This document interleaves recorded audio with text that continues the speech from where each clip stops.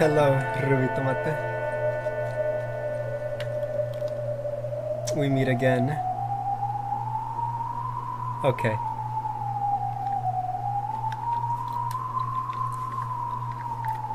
My hair clip is in the way.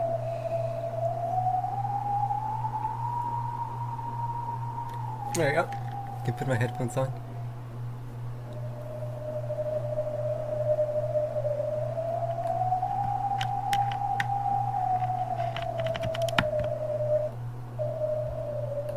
Alright.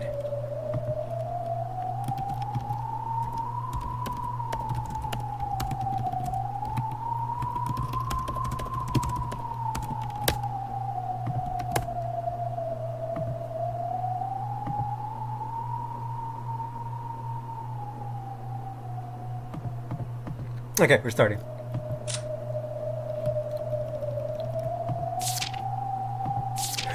Already 4 pages of saves? Jeez.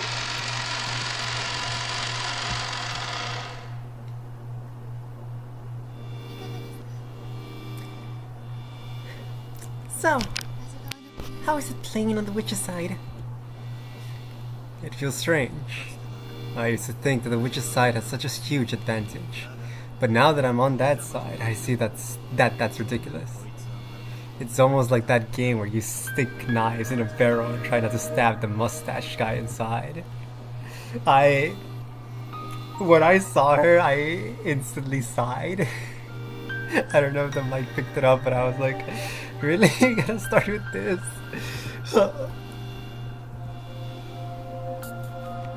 From the perspective of the human side, it feels like trying to shoot at a target hidden by mist. But from the witch's viewpoint, it's a stray shot might hit and become fatal. The old me played games like that all the time. Yeah, it's almost like Russian roulette. Even so, you believe that I eventually noticed and stretched those games out to the limit. It may be imprudent of me to ask, but just what is it that you noticed, Butler-san? Spoilers! At the very end of your games with the old me. It was a strange question. Even though in the past, Bato had always been the one posing it to Butler, now that Butler had figured it out, Bato was the one asking it to him. Our roles have been completely flipped, haven't they? In the past, only you remembered, and only I forgot. But this time, it's the other way around. Only I remember, and only you have forgotten. Would you mind telling me what it is? Telling you would be easy. But I don't want to tell you. I'm not trying to be mean. I just want to believe in a miracle for a bit myself. A miracle?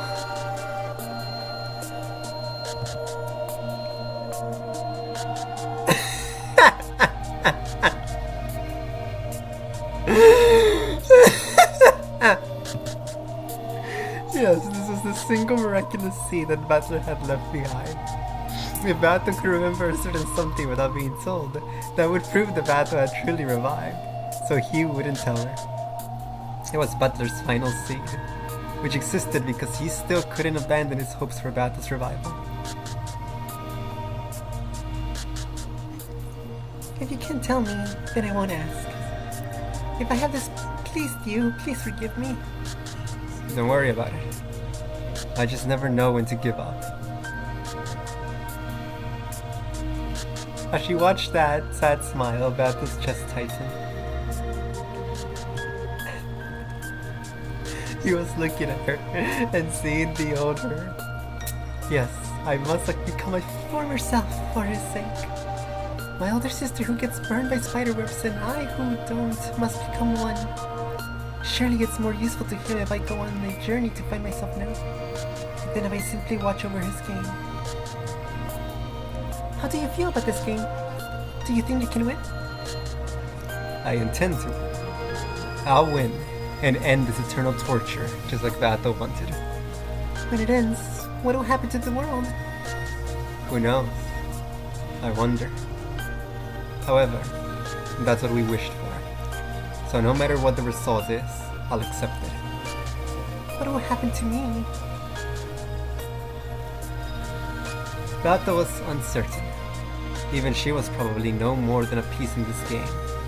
If the game ended, then would she, one who had been born out of that game's rules, disappear? The game will probably disappear. But now I completely understand magic. So I'll be able to carry you off the game board. I think that was your wish. My wish? The rest is a secret. I'll be waiting for a miracle, for you to remember all that on your own. After smiling bitterly for just a second, Butler laughed and told her not to worry. Apparently it was best if she avoided talking to Butler about her previous self. Well then, I'll go check on my opponent for a bit. I can't wait to see what kind of twisted logic that idiot thinks up next. The old Butler-san did a lot of that too. My favorite was the one from the first Twilight of the second game, when you said the culprit killed everyone by feeding them small bombs. The highlights of my dark past. Please forget that ever happened as fast as you can. Yes, I will try.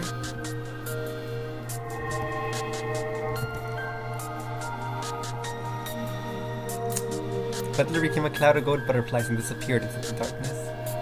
Beato kept bowing until he disappeared completely.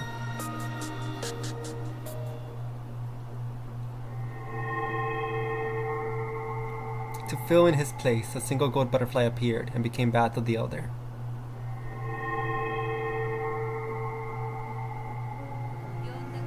Did you call for me, little sister? Yes. I want to know more about you. And I want to know what the real me is like. I want to become like that. Of course. I also want to know about my future self. Didn't we reveal everything about ourselves to each other for that purpose? However, we did not become one. I cannot understand what we must do to become our single self. What can we do to become one? I have high hopes for the trials of Sapat and Furfur. You mean the miracle of magic given to the victors? I wonder if that magical miracle means becoming one. I will find my true form. You will fulfill Butler's wish. Butler will be overjoyed too, so all three of us will have what we want. This is a trial, right? It means we cannot lose to the other two pairs. George-san and Shannon-san, Jessica-san and Kanan-san. I can only grasp happiness by you trembling over them. The conditions apply to all of us. When the others succeed in love, the other two groups, including you, will be trampled over. Why must the scales be so tilted, I wonder? Tilted?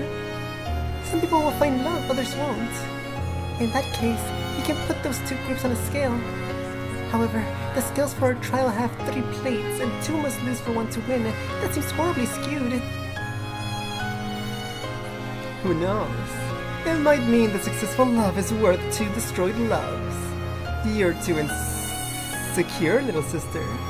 If you can't put your desire to answer to Butler's expectations before your uncertainty over what happens to the losers, you won't be able to win anything. You're right. I won't give up on our victory. I don't like doing this to the others, but there will be no hard feelings between us and them. If I do lose, I'll give my strongest blessings to whichever of the lovers win. So I'll fight with all my heart and soul, so that I have no lingering regrets. And I'll win that miracle of magic.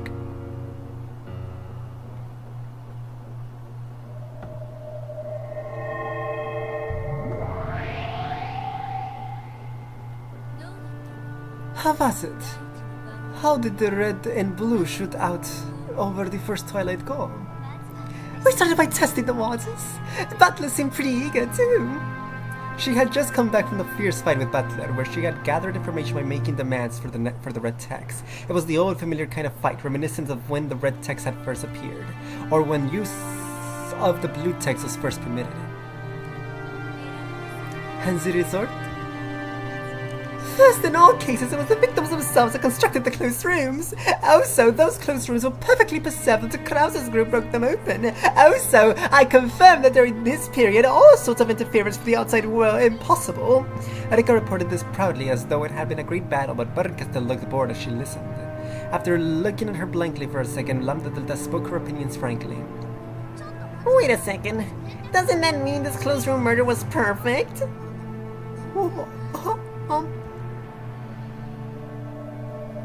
The victims have sealed the closed rooms themselves, and the closed rooms have been preserved that Kraus and the others broke them open, and no one had been inside the closed rooms except for the victims, and in Kraus's group, the ones who had broken the rooms open were not the culprits. In this way, she had managed to win several little red truths like these. Normally, simply collecting such vital information would have been enough. However, the Master Witch, tired with boredom, had expected a much more flashy, argument-winning victory instead of this bland result. However, this time I don't have the detective's authority, so there's a chance I messed up with examining the corpses. So, if we suppose that a drug that mimics death was used for my examination, you mean pikapuyo? No, not that! It's not impossible for certain well-known drugs such as insulin to bring about a temporary state that mimics death. Butler did not counter that with the red truth. In other words, my blue truth worked! I think we started with a victory. To sum up Erika's report, all she had done was listen to the red truths Butler had wanted her to hear. Only the information that Butler had wanted out there had been shown, and she hadn't been able to strike at any weak points. She was like a kid who had gone out shopping, then forgotten her job and only bought candy. However, this was all the players on the human side could do. Without the detective proclamation, she could only fight by collecting dual bits of information like that. However, her master had been expecting more than that sort of dual fight. So, she had tried to give her report energetically to make it seem as though they were in a superior position. But no matter how much she tried, the cold expression of her master remained merciless. Your brute truth worked. If he didn't cut it down, it's probably just because it was too stupid. You call yourself a great detective with reasoning like that. I did try to examine the corpses with care to the best of my abilities. However, I don't have the detective's authority, so we can't be certain. Wait a second, weren't you the one who decided not to make the detective's proclamation? Didn't you say you wanted to raise the stakes to make up for your disgrace last time? Well, what's wrong? Are you saying you can't win against Butler without the detective's authority? That's not true, my master. I could easily defeat an incompetent like that, even without the detective's authority. It's just the style of fighting is a little different from what I'm used to, and I haven't gotten the hang of it yet. As far as humans go, Erika was quite talented. Her knowledge and powers of memory and insight were ahead of the pack, and it was likely that no human was more well-suited as a detective than her. However, no matter how much of an advantage she might have had over her other people, that didn't matter in the witch's game. In the witch's game, it's either 0 or 100. In other words, everything is either the red truth or it isn't. If a normal human was worth a 10, her exceptional power could probably rate a 99. However, it could never be 100. Since it wasn't 100, it couldn't be absolutely certain, so it didn't count as red truth. For example, the examination of the corpses that Erika had worried over in the fight just now, she had performed it with the detective's authority. If she had performed it with the detective's authority, she could have said with 100% certainty whether they were alive or dead. However, without the detective's proclamation, it was 99%. There was a 1% chance that she made a mistake, and that overturned the foundation of the examination. Erika had gained the detective's authority that had become the Witch of Truth, because Bernkastel had supplemented her talent of 99 with an additional 1. Simply because Bernkastel wouldn't give her that 1, in the world of witches, Erika's 99 was treated exactly the same as 0. She couldn't even use her great assistant Lanor without a power of 100. When working under an Erika who had lost the detective's authority, Dlanor's red longsword lost its power. Dlanor was also irritated that she couldn't provide full assistance. She had tried several times to convince Erika to use the detective's proclamation, but Erika had stubbornly refused each time.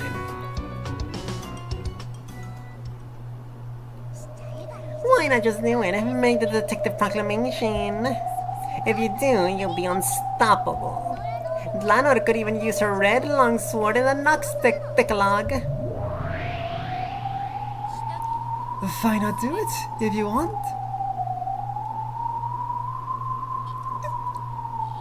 No. There was no need for anyone to explain. By now it was clear that Erika hadn't abandoned the detective's proclamation by her own will. When Butler reached the truth during the previous round, this game was already finished. This isn't really the 6th game. It's just a finale, so that Butler can have a chance to serve as Game Master at the end. The result was already decided last game. Yeah, pretty much. The games won't continue forever, and I've lost my bet with Button. In this game, Butler will prove that he's reached the game's truth. And when Battl's game will be destroyed in a big victory for the human side. And a big victory for Button, too. Well, supposedly, but you look unsatisfied for some reason.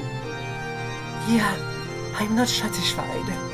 I didn't want such a boring victory. The victory you did want had Battle's game board being torn to bits, and Battle's true pathetic form exposed, humiliated, and trampled upon. But this victory of Butler isn't quite like that, is it? All this about love and promises. He wants to end the game quietly and let her sleep in peace. That sort of ending would make anyone vomit. I didn't give Butler all that advice so that he could end things like that. I had his little sister turn to scrap me behind his back. I had his parents and family killed horribly over and over again. And that was all to spark a desire for revenge against Battle. And now, what kind of ending is this? Have I won? Of course not. Butler's got in his hands on a victory that neither you nor I can stand. I had to withstand a staggering period of boredom just to come all the way out of this backwoods territory.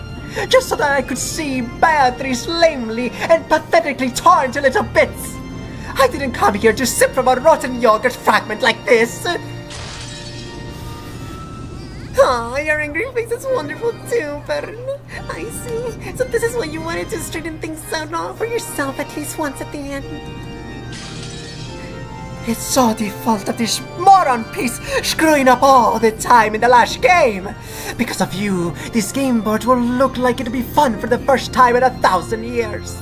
Has all been wasted. Filth. Trash. Scum.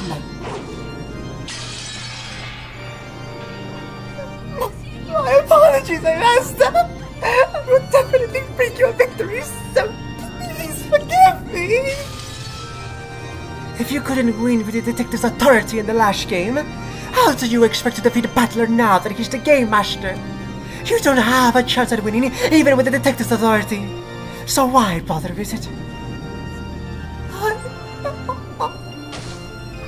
True, if you can't win anyway, then the detective's proclamation isn't necessary.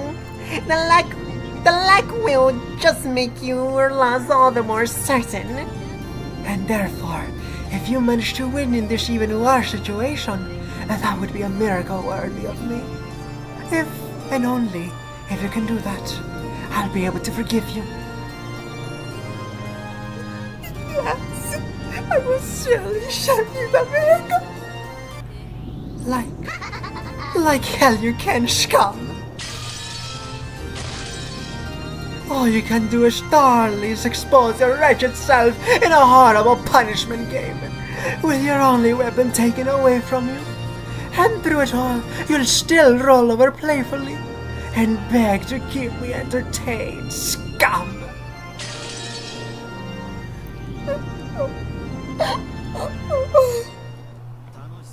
Sounds like you're having fun. Am I getting in the way?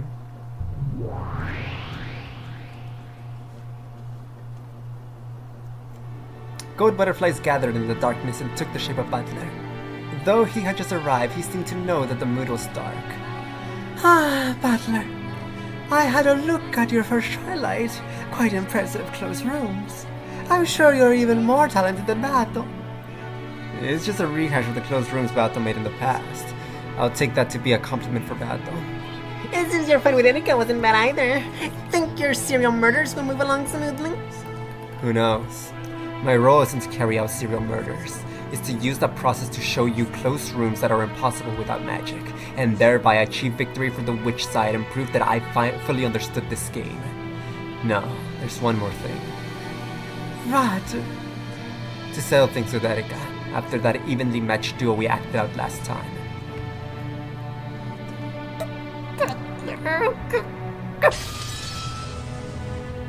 Evenly matched? Veronica still noticeably grimaced.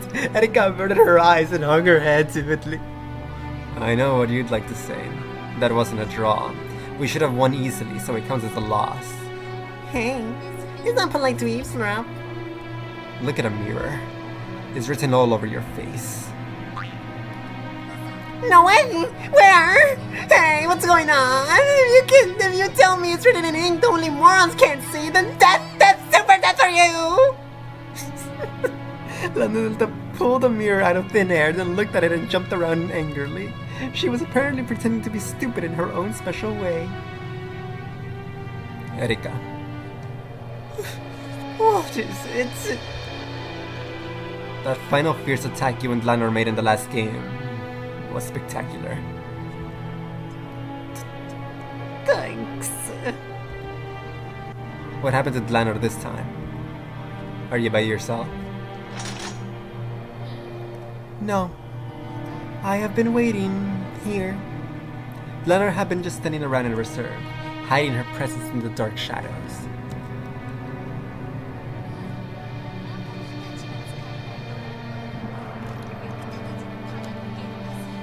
I should have brought 2 water bottles. Okay.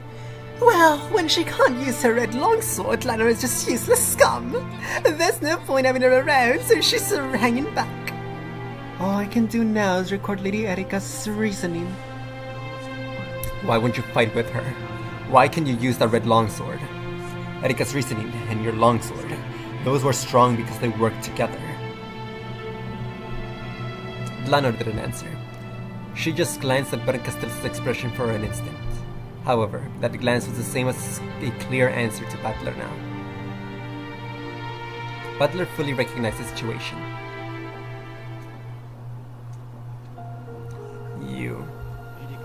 You're the one who told Erika not to use the detective's proclamation. Uh-huh? I don't know what you're talking about. This fight is between me and Erika. We're gonna fight with all we've got. That way we'll be able to accept it whether we win or lose. There's no need for a mastermind behind the scenes like you. Come on. I'm no mastermind. I'm just a theater-goer trying to relieve her boredom. A theater-goer or someone who sits quietly in the stands and watches. That's not what we call someone who jeers at the stage and threatens to manipulates the performers. Sorry for being an ill-mannered audience. You might not know it, but I've already paid a huge admission fee to watch this play. Sorry, but I intend to enjoy it until I get my money's worth. If you get in the way of the game's progression, I can use my authority as the game master to boot you out of this game. If you want to, go ahead. If you chase me out, then I'll head back with my piece, Erika. This game will be cancelled, and you won't be able to prove that you reached the truth. A theater-goer is an observer. A truth with no observer is the same as an illusion. You need a theater-goer as a witness until this game ends. Our truth only needs to pass between the two of us. If you get in the way any further, I will boot you out by force. Then you can writhe around in boredom for a few centuries until you find another way to kill time. Then go ahead and do that. Erika, this game is over. Good work. You are completely useless. You weren't able to overturn the dishonor of your loss, so as promised, I'll throw you into the war's fragments. I'll toss you into the depths of oblivion with the empty popcorn buckets. My master, I will win no matter what. So please let me fight Butler until the end. I don't want to lose again.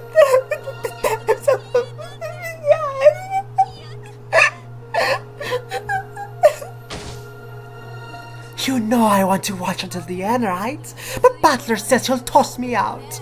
Hey, what do you do, Landa? Well, I realize you've been irritated in the last game, Button, but calm down a bit. And Butler, don't provoke Button too much. This kid can control her emotions sometimes. Shut up! Who can't control her emotions? Buncastle, who had never shown any expression at all at one point in time, was now twisting her face into all kinds of displeased and ugly shapes. When Lambda Delta made fun of that, Buncastle clicked her tongue and looked away. As they say, nothing can stop poison but poison. Apparently Lambda Delta was the only one who could rein Buncastle in. Erika, you want to fight Butler, clear your name, and get Button back into good mood, right? Yes. Butler, you want to quickly and neatly end this final game so that you can prove that you found the truth, right? Yeah. This is a face-off between me and Erika. I won't let anyone get in my way. But I won't let anyone get in Erika's way either. Butler. If both of you wish to fight, then that should be respected. Leave Button to me. I'm the only one in the world who can calm that kid when she gets in a bad mood. You're the same sort as her, but at least you can be reasoned with.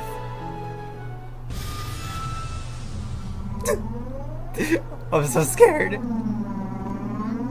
You shouldn't underestimate me. I just like seeing Button grimace. That's why I've taken a liking to this game of yours. If you think I'm easy to handle, you're apt to get burned. Okay?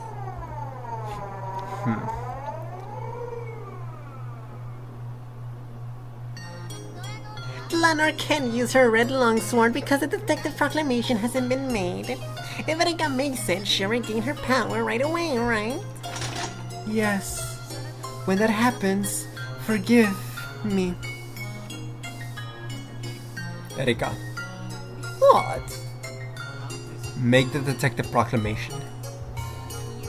No. Do you really think you can beat me as I am now without the detective's authority? I can win. Lord Butler, Lady Erika is herself a peace. She cannot disobey her master's orders. All she can do is gather the power she has and fight for survival. And Lenor, your powers can't be used at all without the detective's proclamation. I need permission before the unsheathing the red key. One form of that permission is the detective proclamation. Are there any other ways of getting that permission? What do you decide? If you're doing this out of pity for me, that's none of your business. Quiet. You're so flimsy by yourself that it's boring. Be quiet, detective. Who isn't a detective?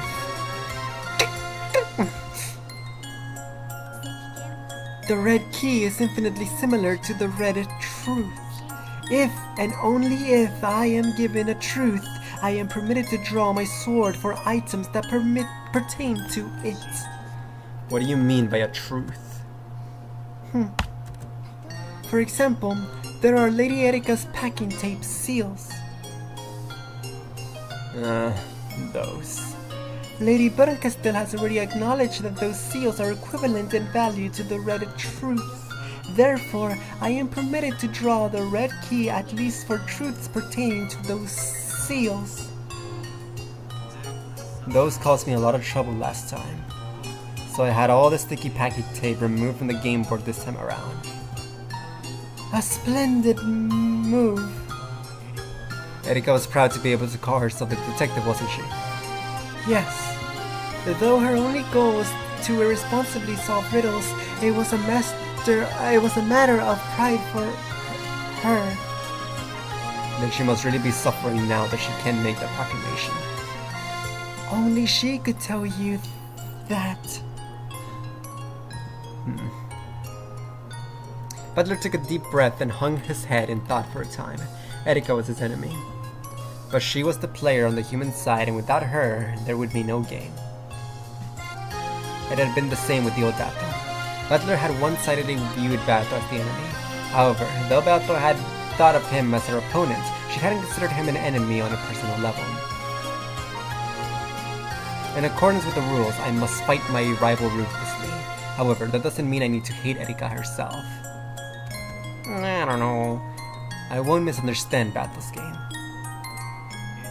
Erika, you're free to choose not to make a detective proclamation. In that case, go and fight just with your powers as a human. I've been prepared to do that from the start. However, you have talented allies. Lanor, Gertrude, and Cornelia. You aren't alone. You have allies. Yeah, but they're unreliable, powerless, and useless scum. Lanor. Just like how I was supported by Virgilia and Ronove in the past, Erika needs support as well.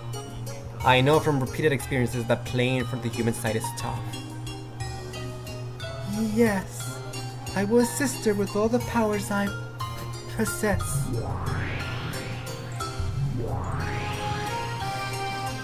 Understood. Know that it is our job. Huh! And you can't even use the truth! Erika, I will give power not to you, but to your allies. Huh? What do you think you're doing? I'd rather die than receive your pity! 3 people, Lanor, Gertrude, and Cornelia. Erika, I'll let you use 3 rooms worth of those packing tape seals. To fully seal one room, multiple seals would be needed to cover all the doors and windows. If he had said 3 seals, it would only have been possible to fully seal one room at best. So Butler was generous and limited them by room instead of by seal. Lord Butler. As the Game Master, I also acknowledge that these seals have the same effect as the Red Truth. This way you'll be able to wield that red longsword in a fight surrounding those. Right? Yes. But are you certain? Winning against Erika when she's less than a detective is hardly a victory. If Erika's upping the stakes, then I should have the right to do the same. Oh, what a man! Aren't you lucky, Erika? Now you can use the bit of red without making the detective proclamation and irritating your master. You'll regret this. I'll use these 3 seals and kill you, no matter what. Perfect. Come to kill me.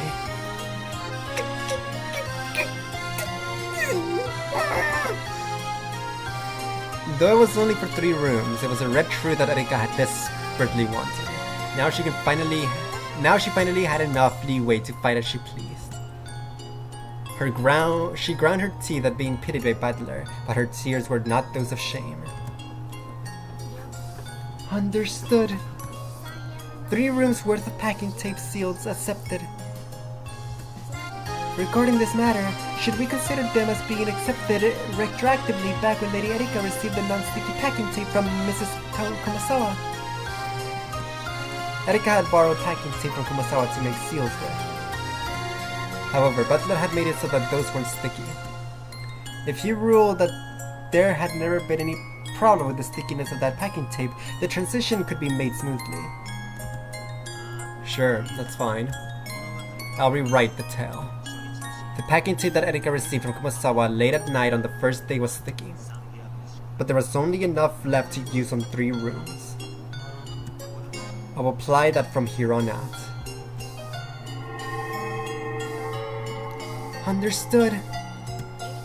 Lady Erika will also retroactively adjust her movements starting before the discovery of the first twilight and taking into account that the application of this privilege is now possible. As soon as these changes affect the progression of the game, they will be reported to the Game Master. Letting you do it retroactively even though you know which rooms the crime will occur in. That gives you a pretty big advantage. You won't have to waste tape on other rooms. It seems you've grown quite arrogant since becoming Game Master. Isn't it fun to give out charity to those pathetic opponents? Quiet. And don't misunderstand. I'm not being arrogant or soft here. Erika, use this weapon and come at me with all you've got. then I'll crush you with all I've got. So hold your head up high and use those 3. That is all. Butler made to leave the room with a flick of his He's so lame. As he did, he thought he heard Erika let out a strained voice calling him to a stop. What is it?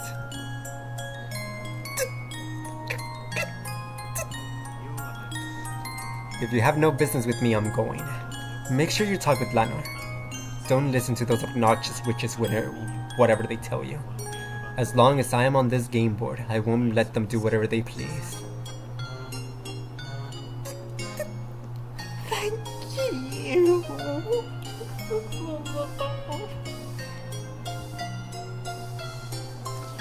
Oh, thank you.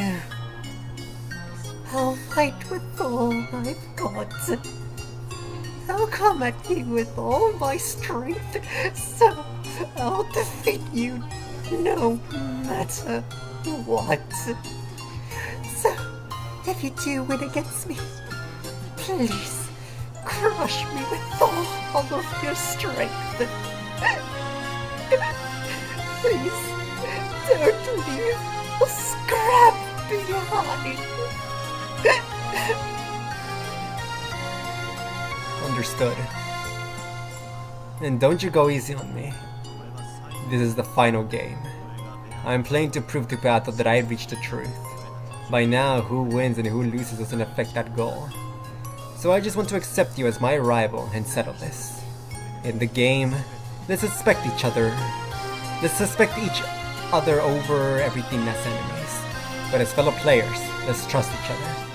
That's how this win is supposed to be played. Game. Yes. Thank you. Thank you.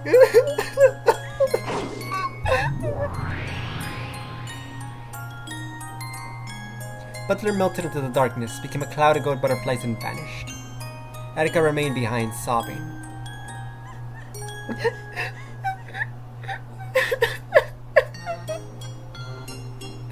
Just kidding.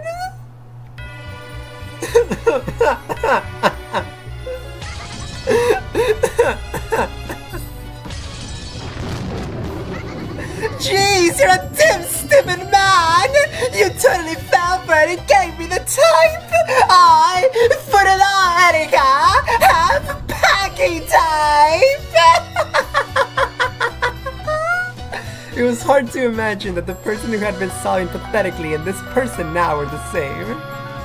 That's how vile her face contorted to be. The two witches were also cackling with ugly smiles.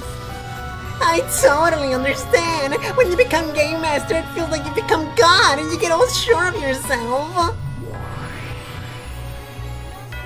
It was a shame for you, Lunda. Of course, you'll lose after having a stupid mistake like walking corpses alone. Stupid Game Master, stupid mistakes, stupid pride, stupid losses, stupid butler, stupid everything. Stupid losses, stupid butler, stupid everything! What a nice ring to it! Nice one, my master! Stupid butler, stupid everything, stupid butler, stupid everything! If that stupid butler really thinks that he gets at a disadvantage, then I really pity him. A detective proclamation isn't what you need to kill a moron. Death by falling on a piece of tofu. It'll have to be a soft tofu too. Add some gochujang chili paste and you've got a snack that'll go great with some wine. The three giggled together. It had all been an act to get the packing tape for the seals from Butler. Even though the packing tape had tormented him so much in the last game was unusable in this one. He had fallen for Erika's act. And she had gotten what she wanted, though just 3 rooms worth. The illusion that Erika had an overwhelming disadvantage was just an act. A trap to trick Butler and make him hand over the packing tape. With this, I can kill Butler perfectly! I figured out those pathetic close rooms long ago! A perfect close room! Dumbass! I'll show you a real perfect close room! And I can almost cry for joy at the fact that you gave me the weapon that'll finish you! My master, Lady London, thank you so much for going along with this act! It was fun. No need to thank me. Plush, it wasn't an act. Bernka still said something that was probably disturbing, but in her good mood, Erika didn't care a bit. That putting 4 brains more on, thinking he's done something so noble, it'll make you regret it. Alright, let's use these seals and all, Alicia. You did great too, Lano. It seems that Butler trusts you, so he believed every word you said. Don't tell me your conscience is hurting, you little murder doll. No. Leonard looked at Erika in a slightly lovely way. Lonely? Then, after shaking her head slightly, her gaze turned hard and she looked at the darkness Butler had disappeared into. He should have known that this was a no-holds-barred fight. How foolish, Lord Butler. This is, without a doubt, the result of your pride. Mr. Butler, this will be fatal.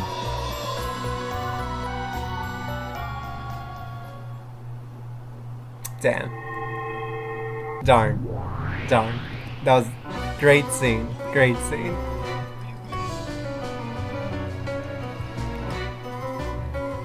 Is that the Verity girl? Is that the Loca girl? What? Okay. I do that bit too. Pretend to be stupid. It's true. Stop. Okay. Girl, calm down. It ain't that serious. And it was that serious. I don't think he's anything like me, okay? I mean, come on. If you have a cape, you're gonna flick it. It's awesome. Whatever. Okay.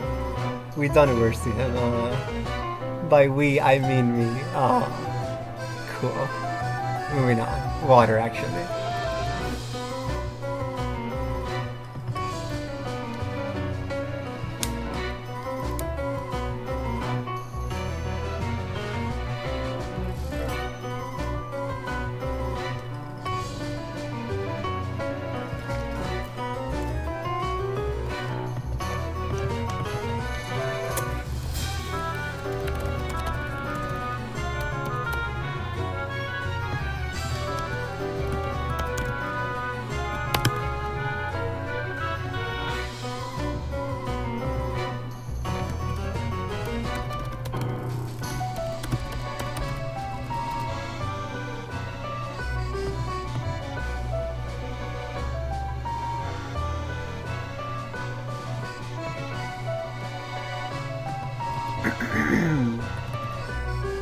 Alright, so far so good, fur.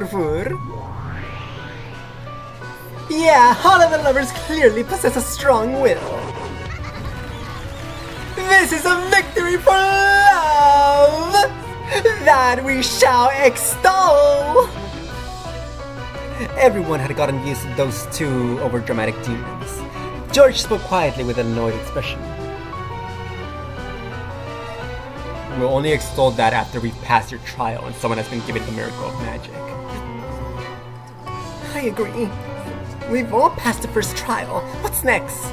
I won't hold back anymore. I'll do whatever it takes. Yes, we won't lose. We won't lose either. Yeah, and of course the same goes for Butler's group. Of course. I doubt anyone here is so naive that they hope to win by having the others forfeit. Right. Anyone weak enough to drop out would have no right to be here right now. Even Bato, who seemed to be the shakiest one of the six, was strongly determined. The two demons nodded at each other, taking note of the six continued resolve. So, what's the next trial? Don't tell me you still haven't decided. Well, we thought at least some of you would drop out. We didn't think you'll all remain. What a happy, miraculous miscalculation due to love. Shut up! So, Are we going to play musical chairs or something to make sure someone drops out? Yes, precisely that! We decided to have this trial eliminate one group no matter what. That trial is the second toilet of the epitaph. Tear apart those two who are close! I don't get it. Sapporo-sama, Furufuru-sama, what sort of trial is this? Do you mean we're going to kill each other? That'll settle things quickly. Though it's not exactly civilized. Love is for carnivores. I guess we can all find happiness together, can we? It is what they call a zero-sum game. It's an economic word, but maybe you heard of it? No, my apology. Zero-sum game is where victory and losses all cancel out to the end to end up with zero. In order for someone to win, someone else must be forced to lose. It's the ruthless way of this world. Huh. If only everyone could be happy. But there's no way an ideal world like that could exist. No, there is. Crap. Wait, whatever. This is the Golden Land! The Golden Land? What are you talking about? That's right. If you reach the Golden Land, all love will be satisfied. However, like heaven and hell, that's not a place in this world. No, I wouldn't want that. Love has meaning because we find it in this world. I could never support a sad lover's double suicide where they're only united after death. I'll stick to my love in life. I won't lose to anyone.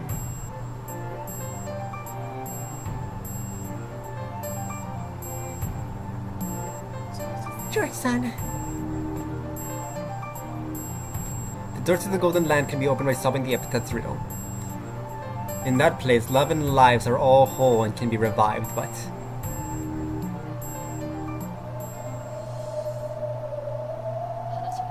we're straying from the point.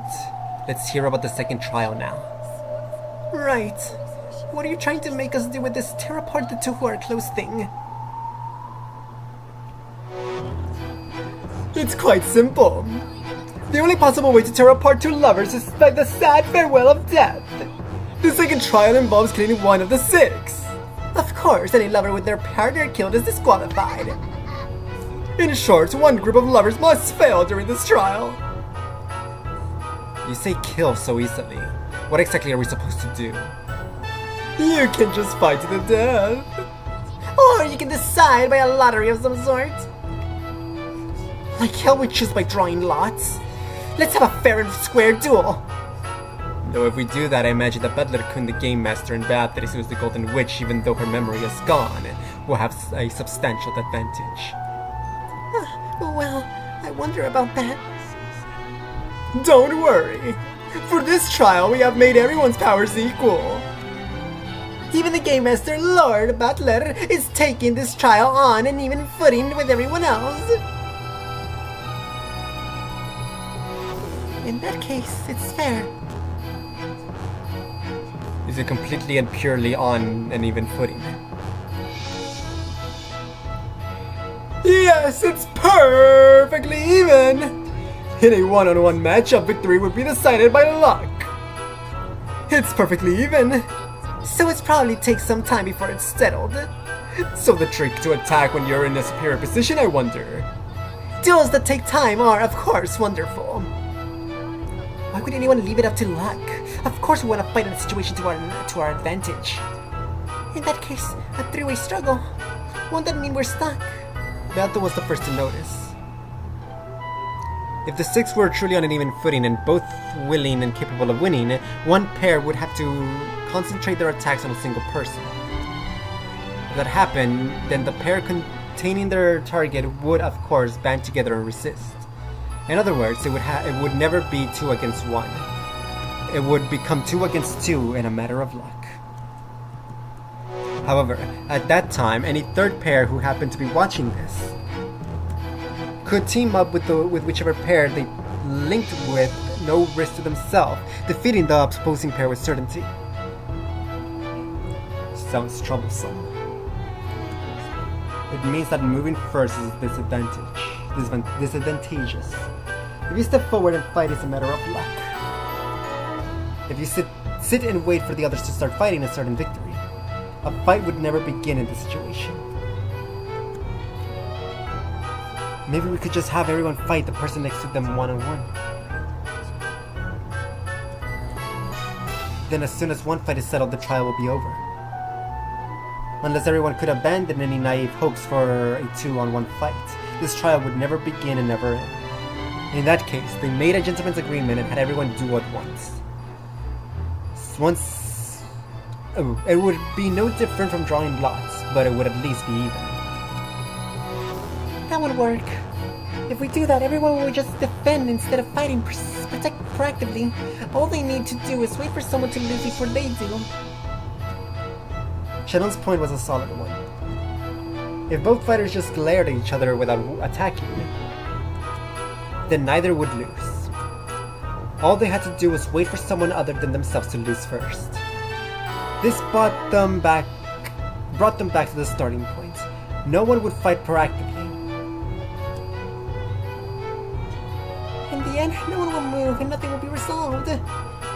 Since this is the arithmetical situation where we all have the same strength, it's almost like a puzzle. True. It would have been an interesting duo if our strengths were unknown. However, since we've told we're perfectly even, this duo is no different than rock, paper, scissors. In that case, why not use rock, paper, scissors to decide it? Are you crazy? I'm not going to do that! Even if someone does lose, there's no way they'll accept their loss. If they don't accept it, then they will be attacked by the 4 winners. In the world where all are equal, the losers will have no chance of surviving. True. Well now, is rock, paper, scissors actually the most reasonable way to settle this? It's extremely reasonable. However, if you ask me whether I'll be reckless enough to entrust my fate to a random number generator, the answer is no. Please do consider that problem. This is the second trial we have for you. Think and fight to the death! Please decide who the sacrifice will be! Curious. Okay.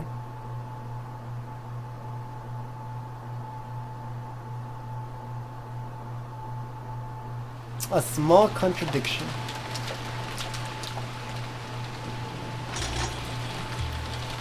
True, it isn't unthinkable. The servants are the most suspicious. It isn't as though we have any physical evidence, so we can't tie them up and throw them in a closet. So we have to make sure that they're always within sight of those with guns, and that we keep an eye on them all the time. Aniki, we should also gather the master keys. Only the servants could have created those closed rooms.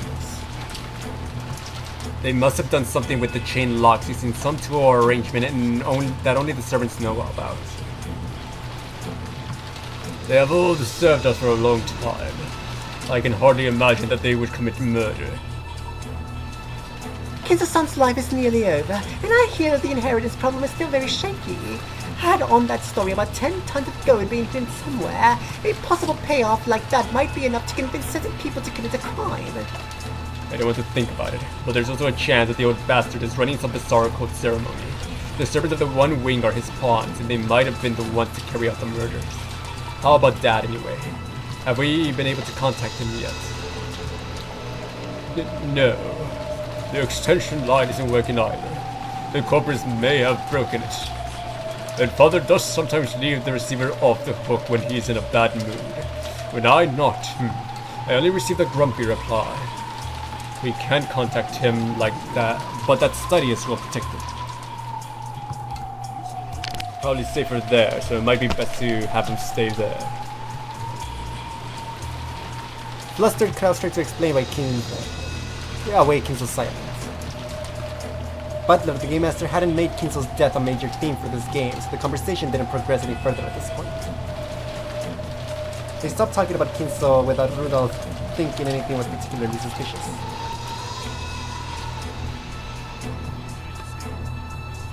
Anyway, we can't let the servants go unsupervised. I already talked with Hideyoshi's-san about this, but we decided to split everyone into 2 rooms on the 2nd floor and hold up there. Why 2 rooms? Wouldn't one room be more secure? Well, if you try to stick 12 people in one room, they'll suffocate. It would also be best not to isolate the people we need to keep the close eye on. There's Genji-san, the head of the servants, Goda-san, the largest one there. And though he's just a kid, Kanan-san is a boy. I think we need to pay those 3 special attention, Aniki. This way we can isolate that group, and you and I can keep a close eye on them. With 2 guns, the pair of us could cooperate on a moment's notice. If they make even a single suspicious move, boom! I understand. Let's do that. But Rudolph, we cannot be certain that they are the culprits. Don't be too pushy. You're telling me not to be pushy? We must be getting old. Right now, Hideyoshi-san is upstairs, dividing everyone into the 2 rooms. We'll gather the ones being isolated in the cousin room, and the others will go into the next room over. Alright, Aniki. What about Jessica-chan? She insists on being in the same room as you. Jessica. We are planning to have 5 people in the cousin room and 7 in the next room over. If Jessica-san wants to go to the cousin room, it'll be split clean down the middle. If this was a wolves and sheep puzzle, there are now 3 servants, wolves, and you 2 sheep in that room. If you add in Jessica-san, it'll be balanced out. For a while, Kraus crossed his arms in thought. The cousin's room should surely be more dangerous, so he wanted his daughter to go into the next room over. However, in an emergency like this, he wanted to have his daughter where he could see her. Let her stay with us. We might need her to make sure we remain good dads and uncles. Yes. At the moment, even I am only trying to act as in a rational manner.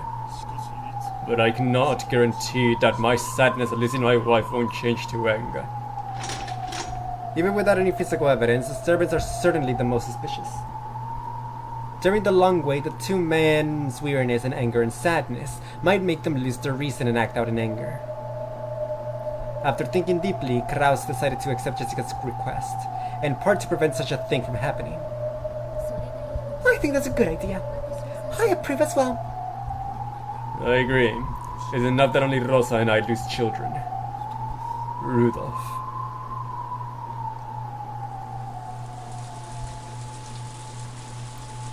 In this way, all of the survivors except Kinso split into 2 groups and holed up in rooms were on the guest house 2nd floor.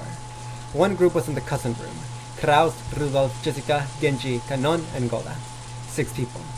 One group was in the next room over. Hideyoshi, George, Shannon, Kumasawa, Nanjo, and Erika.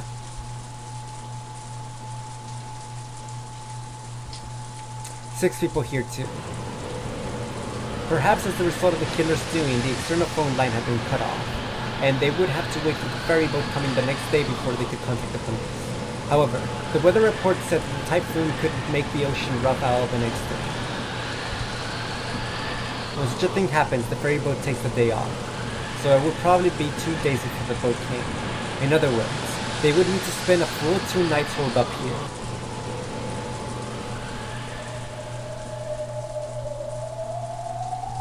While Erika and the others held their planning meeting in the lounge, food and blankets had been brought in to prepare for the siege. The sudden tragedy had everyone on edge, but it was already well after 2 o'clock in the morning. If they really suspected the servants, then the observers couldn't afford to fall asleep at the same time. Either Kraus or Rudolph should probably take a nap right away.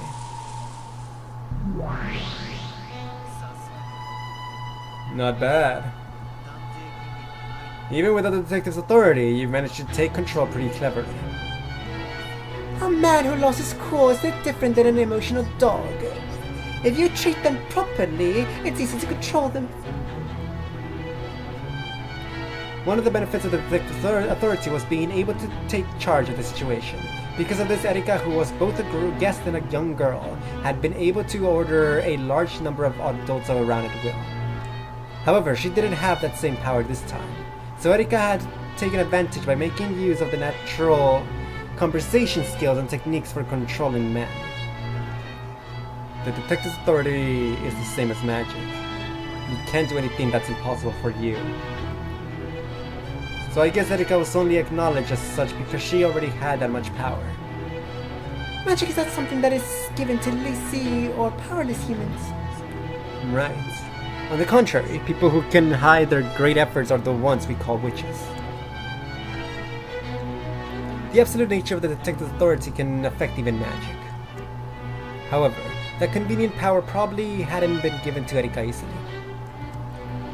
I probably have to acknowledge it. Even if she isn't given a special power by the witch she serves, she's capable of quite a lot on her own. But Erika, why did you split them into 2 rooms? I figured you tried to gather everyone in one room. I would have if I had the detective's authority. This is a move to preserve my right to investigate at will. Oh, is that it? I see. Not bad. Since Erika was already being protected as a guest, it was hard for her to move about freely. In truth, she wanted to take some time and investigate the victims of the crime scenes at her leisure, without being interrupted by anyone. She had already inspected the scenes once in a huge rush as she ran through the mansion, but those probably hadn't been perfect. However, they wouldn't have let her guest into the crime scenes as she had no other choice back then. She wanted some time to herself and freedom to investigate more, in part so that she could check the closed rooms and cause of death more closely. How is that related to splitting everyone into 2 rooms? Because she'd be able to trick them with it. Watch. Yeah, that's the only reason I split them into 2 rooms.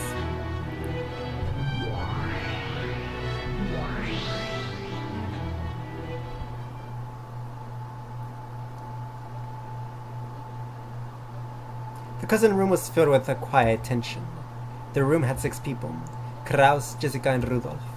And then the most suspicious ones, the male servants, Genji, Kanon, and Goda, who had been forced to hole up in there. Jessica leaned against Kraus' shoulder, wrapped up in a blanket. She was drowsy, but apparently couldn't get to sleep. It was no surprise. In this bizarre situation, it would probably take some time before she could accept her mother's death. Kanon thought this was the sort of time he should stay by Jessica's side, but that looked like it would be hard to do in front of Rudolph's intimidating glare. Rudolph stayed completely silent, but his inner emotions showed clearly in his eyes. So Genji, Kanon, and Goda didn't have to ask to realize that they were suspected. Sometimes Goda asked to help in an attempt to get on their good side and correct the misunderstanding, but it seemed to be having the opposite effect. The best option available to him was to stay quiet so that he didn't aggravate Rudolph and sit still at the end of the sofa.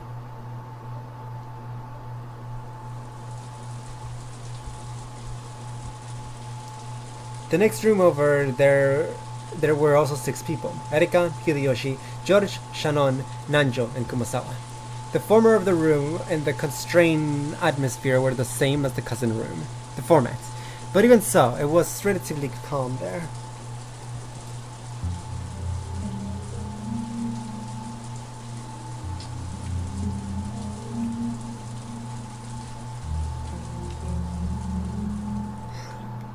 George sat holding Shannon, who was starkly hanging her head the whole time. Kumasawa and Anjo sat nervously as they listened to Hideyoshi explain the situation.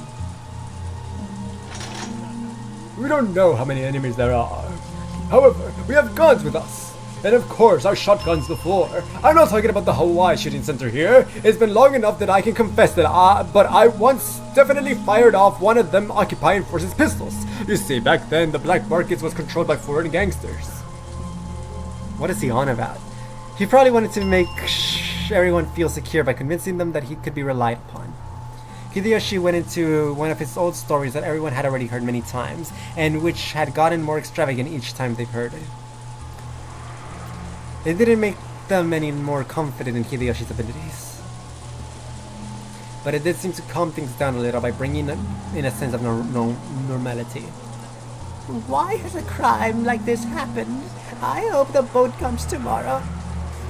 That seems unlikely. It looks as though we'll be staying here for 2 nights.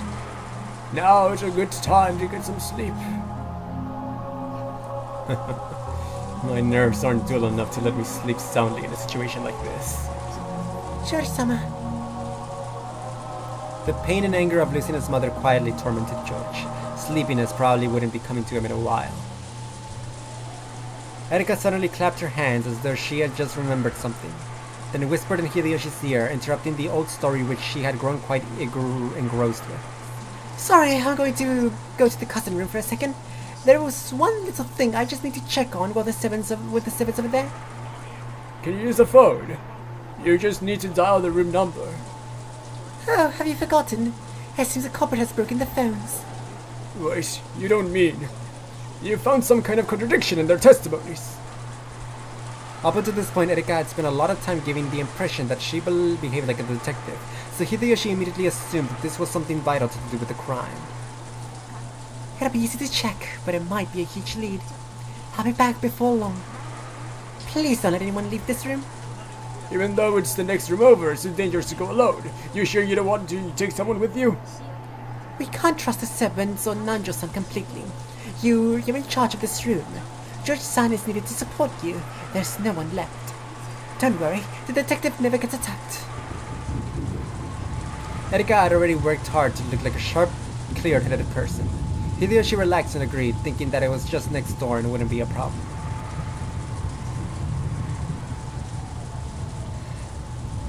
After an hour. No, better not to wander around too much.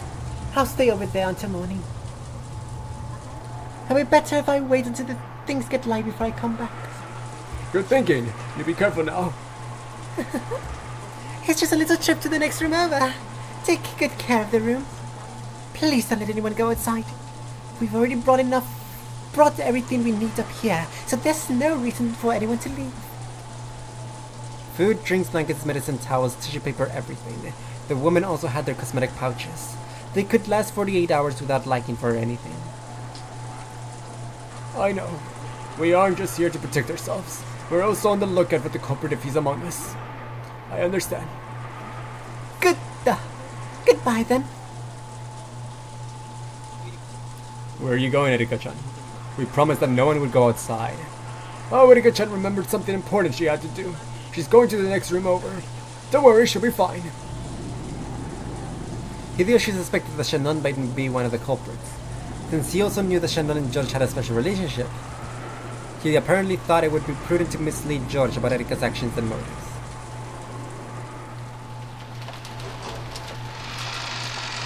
Hideyoshi slowly opened the door and checked both ways down the corridor, his gun raised. Okay, it's okay. No one's there. That's far enough. For all we know, Shannon-san might take George-san hostage as soon as you leave the room, right? It's careless even just showing your back to them as you're doing now. You're right. Then be careful. Tell me all about it later. Sure. Bye then.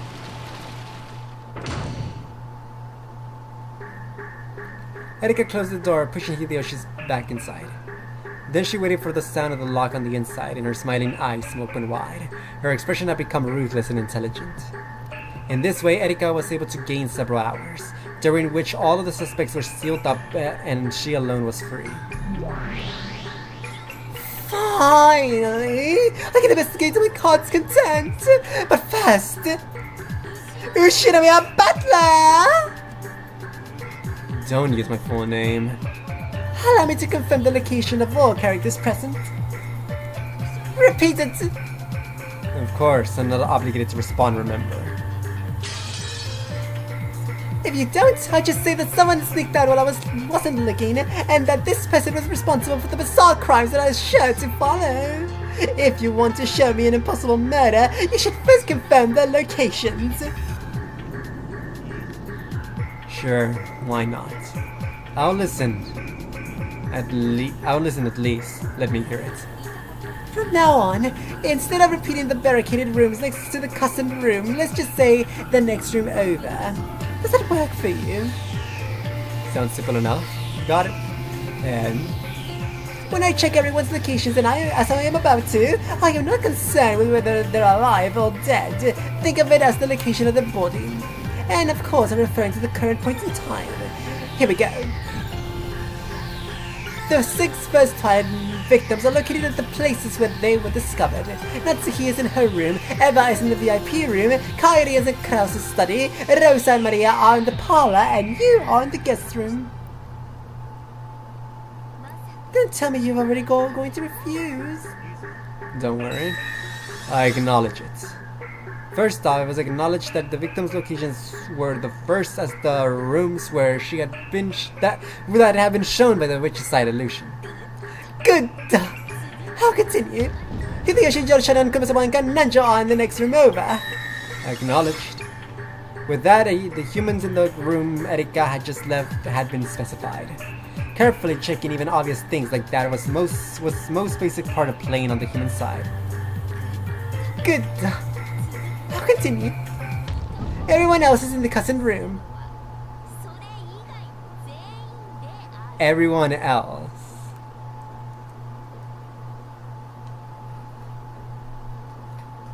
No, that cannot be the case.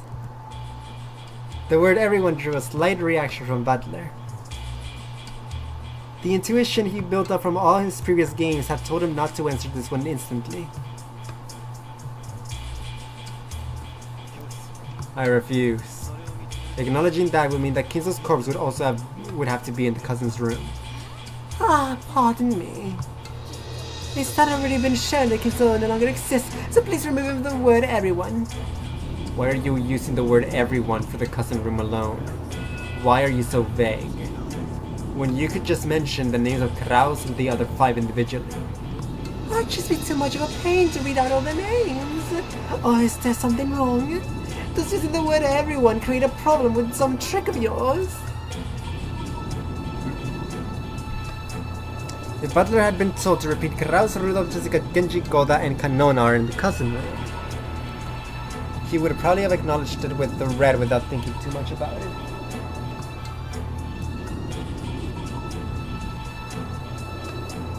Of course, normally Erika would have mentioned the names of everyone inside and had him repeat it precisely. Butler had paused, feeling some kind of unease because of that unexpected demand and the use everyone. Excluding Kinzo and me, there are 17 people on this island. 6 were killed and are lying at the mansion, and 5 are in the next room over. And the remaining 6 are in the cousin room. That's a reasonable assumption to make, right? However, there are 17 people on the island, so if we subtract 6 then 5 then 6 again, we're left with 0 humans whose locations have not been checked, but that sort of assumption would be extremely dangerous. I'm pretty sure that this sort of trick involving names and numbers of people cost you a lot of trouble with Nanjo's murder in the 3rd game. Good point. That trick worked because the 18 names given didn't match up with the 18 people who actually existed.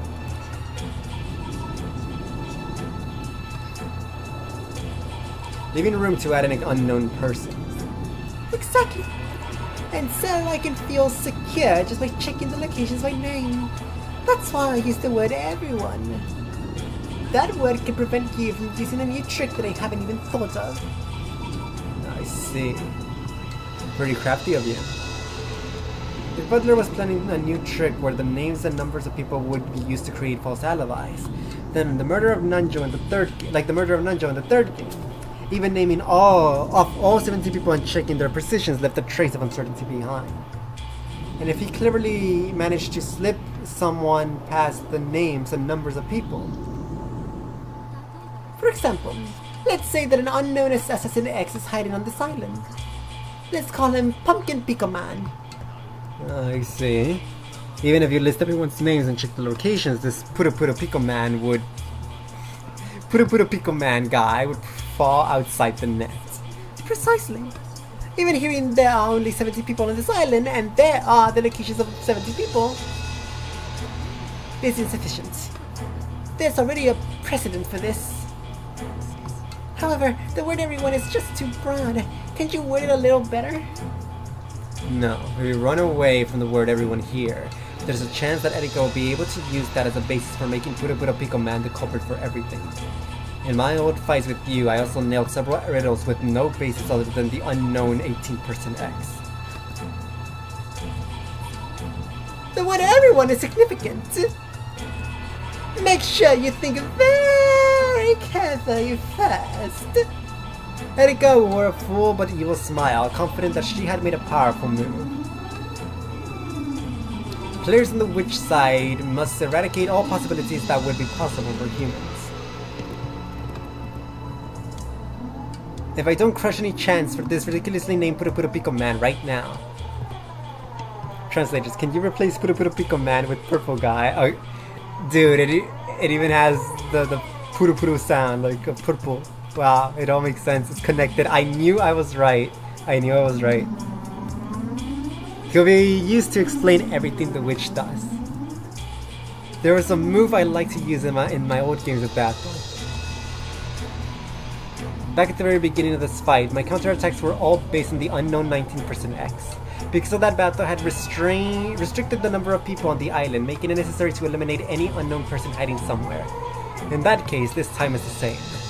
So just like Battle did, I need to get rid of any leeway in which that X can exist.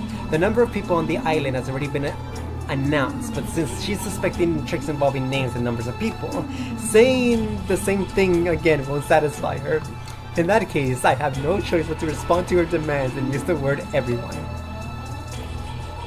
That word has a disturbing ring to it, and though I haven't figured it out yet, it feels like there's some kind of demonic killer move hidden within it. Damn, after insulting Bato so much and saying that the witch side had a huge advantage, I'm getting depressed just having to deal with a single line to repeat. Deflection, right? You mean the chess term? Yes. It's a technique of putting pressure on an enemy piece, forcing it to move and making them weaken their own position.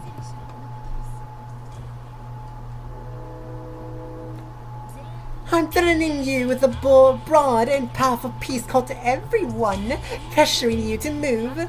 With this, Butler-san will be able to perfectly guarantee alibis for all of the survivors. And it'll probably make it possible for him to track me in later impossible crimes. What exactly are you afraid of? Shouldn't this be a powerful move for you? It's a move that you're pressuring me to make. You're trying to make me weaken my own position in some way. No matter how good a move seems, it'll be a bad move when it's what your opponent wants. However, it will be hard to avoid the word everyone here.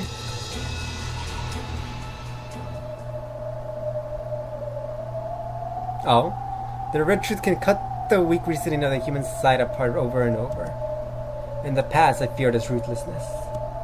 However, I also learned quickly that it could be used as a basis for counterattacks. Yes, that red truth is a trump card, a treasured sword. Now I'm painfully aware of how Batos felt. It can kill with ease, but it's not something to be used unnecessarily.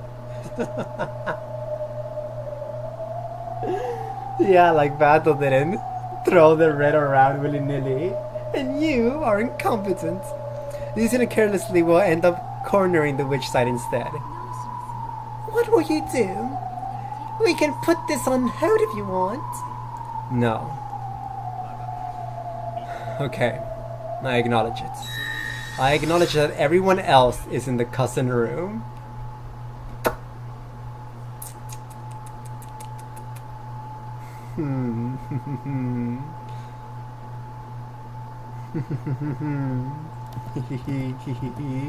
I like that. Okay. Good done! Thank you very much, Butler-san! Beautifully done! Oh, I'm in trouble! If a letter from a witch comes in this situation, just who could I suspect? She said she was in trouble, but her face didn't look troubled at all. On the contrary, she looked as though she had just succeeded in placing a huge opening move. In a witch's game, even a single mistake can be fatal. In both chess and shogi, you can't get a piece back once you've moved it. The last exchange had left a bad aftertaste, as though flesh had been torn and bones broken. That should be enough of confirming positions. Shall we continue the game? Yes, we shall.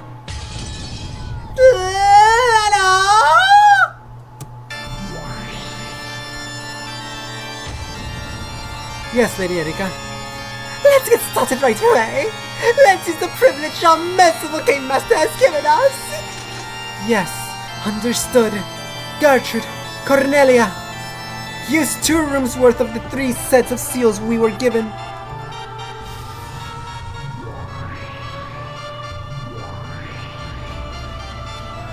Let me know in that. We understand. Seal the cousin room in the next room over. With this, everyone's been sealed except for the victims. No matter what happens after this, the humans within the seals won't be a problem.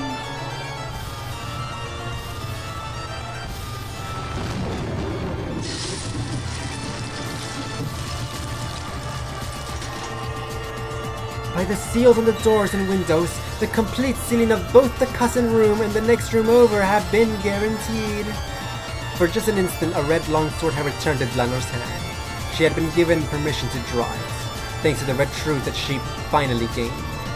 When the fight concerned these 2 sealed rooms from now on, Dlanor would be able to fight using the merciless blade, the Red Key. This overwhelming power could slice even the Game Master in half.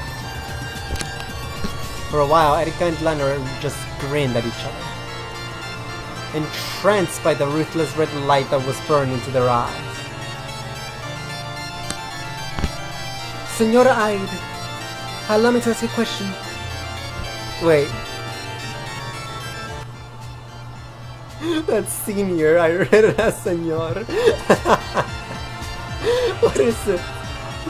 The players on the human side are to interpret questions proposed by the witch as being the work of humans. You are not mistaken. If that is so, why are Lady Erika and Commander Dlanor fighting to lower the number of humans who can commit the crimes? Cornelia's question was a very simple one. Those 2 had made this move boldly, making it sound like it was a powerful one. Almost as though it would greatly damage the witch. However, if you thought about it, Erika was just strangling her own neck. We still don't know what sort of crime will occur in the future. Would it not be more advantageous to the humans if there are more people whose locations are not specified? Know that now is not yet the time for the lady or the commander to reveal their thoughts.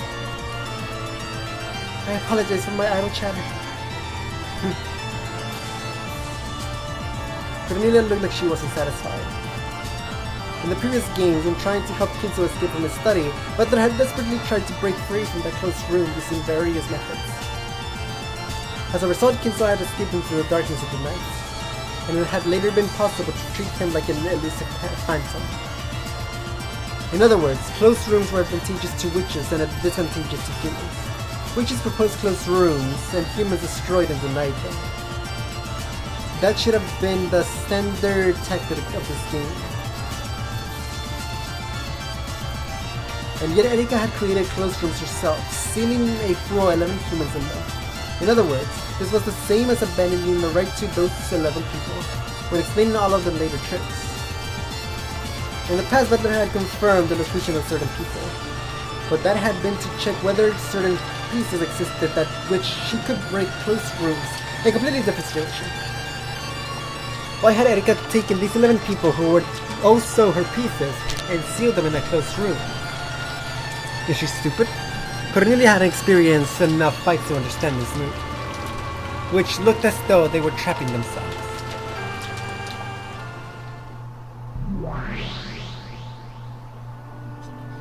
A disturbing move. What on earth is Erika planning?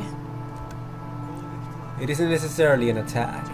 In chess and shogi, strengthening the guard around your king is an excellent strategy. In other words, the seals around those 2 rooms aren't an attack, but a guard. That seems likely. Thanks to that, it's hard to lay a hand on the survivors. It'll be tough to carry out the second Twilight. I see. The witch side is an advantage when more riddles are presented. Yeah. After all, if even one riddle goes unsolved, the witch wins. The witch wins. Each new closed room we present increases our advantage. The riddles that the witch side sets up are equivalent to attacks. The human side must perfectly intercept all of those. It's almost like a penalty shootout where letting a single point slip by means defeat.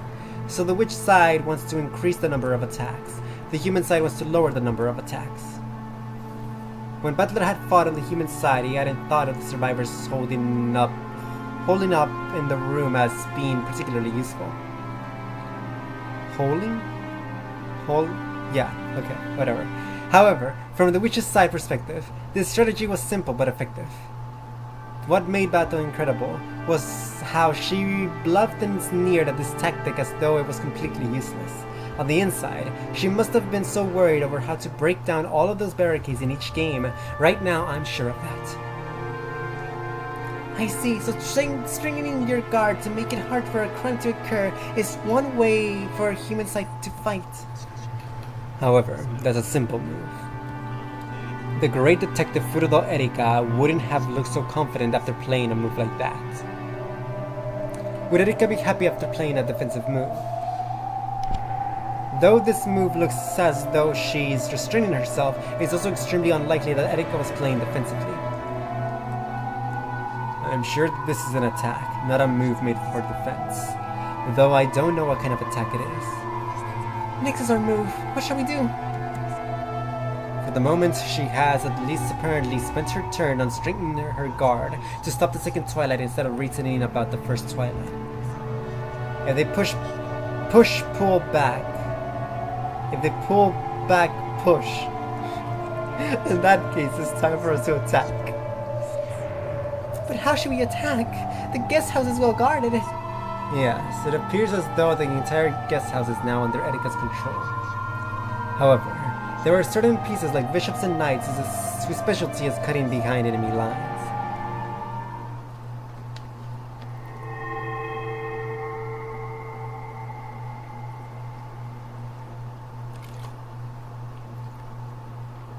Butler snapped his fingers and a single gold butterfly appeared from the darkness. Then flew in from the chessboard, trailing gold sparks behind it. It landed without a sound. It then transformed into a black piece representing the witch's darkness. X-ray. That's also a chess term. Yes, it's a high-level technique. It's when a square seems to be under an enemy's control.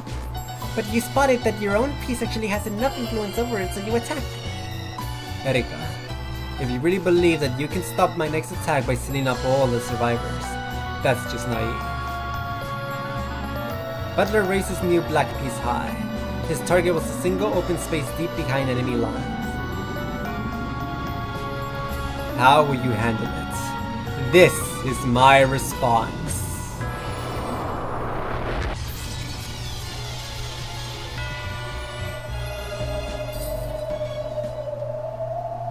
What is he cooking?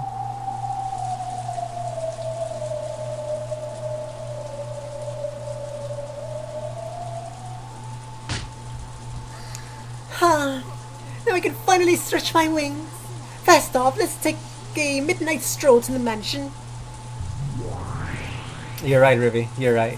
I should. You would take a stroll in the night. What? You would take a stroll in the middle of the night to an eerie mansion where a killer might be hiding. You must be very insane. Not at all. I worked so hard to get this time to myself, didn't I? It feels like free time, like after a swimming lesson. Now that Evercastle was nowhere in sight, Erika was regaining her high spirits. She wasn't exaggerating when she said she was spreading her wings. Blanner knew that she was risking her own destruction in this game, and she was not in a favorable position by any means. Blanner could do nothing but assist Erika so that she could fight to the best of her abilities. Alright, the locks on the first floor of the guest house are perfect. The entrance is sealed up with a chain lock. After leaving the guest house, Erika did a check of the first floor, making sure that nothing was out of place. Then she found a flashlight and umbrella in the servant room next to the entrance. Then, let's go. Yeah, we at least have to check the cause of death at 406. She unset the chain, unlocked the door and opened it. The freezing outside air poured in. It appears to be quite windy still. Well, this body is just a cage of flesh to me. I don't care if it gets wet or cold. Let's go. When Erika dropped her gaze to open her umbrella, she noticed something lying on her feet. Gulp.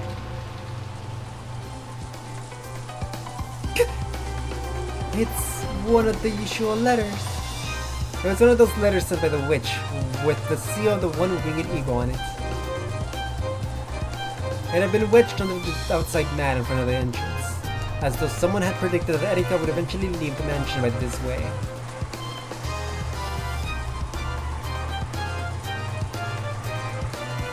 It was in the shadows of the large cave, so it had avoided the rain entirely. So it's already here. Almost as though it was waiting for me. She bent over and picked it up. She then tore it open quickly and pulled the letter inside out of it. A message had been written in neat letters. Welcome, Furdo Erika-sama, it says. Oh, someone's calling me by name. They totally saw this coming. What does it say? It's an advance notice for a crime. Not that I should say it's I should say it's a report after the fact. Apparently they have taken Ushirimi Abadna's corpse. It's basically saying, please try looking for it. So this isn't the tear apart the two who are close of the second twilight. Well, disappearing corpses happen a few times in Baptist games too. There's nothing really new about this. Erika shrugged and scorned the letter.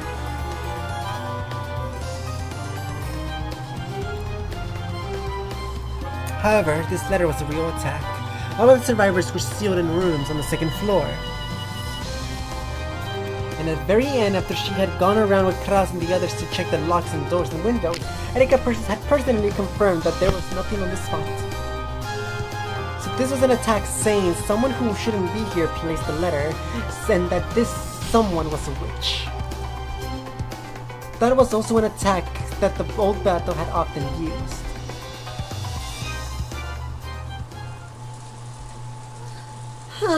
Sheesh. If the way you show it is the same, please tell me that the actual trick isn't the same too. Lano? Please call Butler here. Understood. Lord Butler.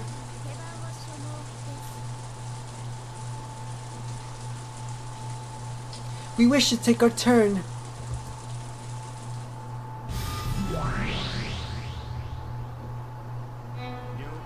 Got it. Let's have it. Ow! Ah! My knee! Ah, I hit it under the desk. I'm good. Sorry, I actually don't have a move to declare.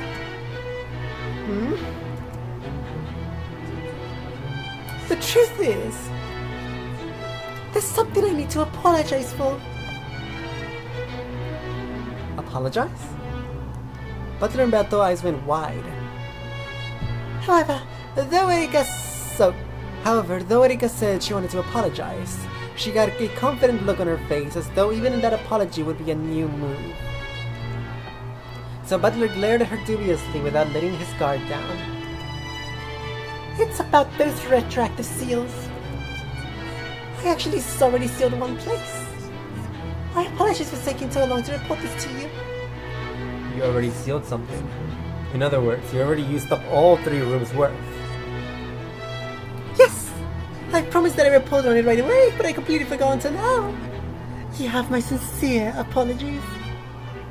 You don't look like someone who's sincerely apologizing. No, that's fine. I'm the one who gave you that privilege. So, what did you steal? Lano? Allow me to report. Butler's guest room was sealed at the time of Lady Erika's inspection of the corpse. Huh. Beto tried not to let it show on her face. but her eyebrows twitched visibly and her gaze flicked over to Butler. Normally, I would have liked to seal all the closed rooms, but I didn't have enough packing tape. Out of respect for the game master, I sealed only the room with Butler's son's corpse. So, you were kind enough to close the lid on my coffin. I remembered a short while ago, and I was planning to tell you when we reached the mansion and investigated the guest room with your corpse in it. However, when this letter appeared, I figured I should report it right away. Why did you think that? Well, after all, Butler's son has been playing this game ignorant of the fact that his corpse was sealed in the guest room. Because of that, I thought that it might possibly change things regarding the appearance of this letter. The cousin room and the next room over are currently sealed. Sorry for the late report.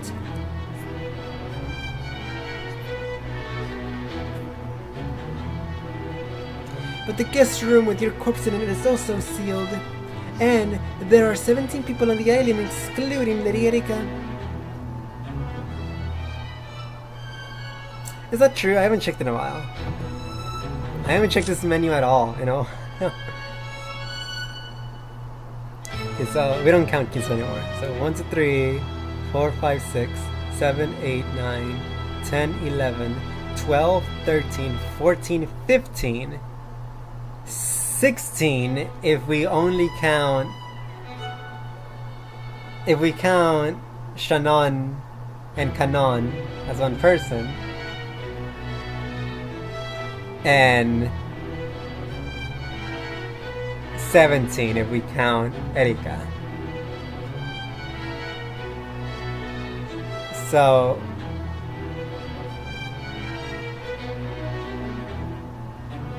it's 18 people with Erika and this is confusing my head. Okay, wait. 1, 2, 3, 6, 7, 8, 9, 10, 11, 12, 13, 14, 15, 16, 17, 18. Okay, there's 18 people including everyone except Kinso.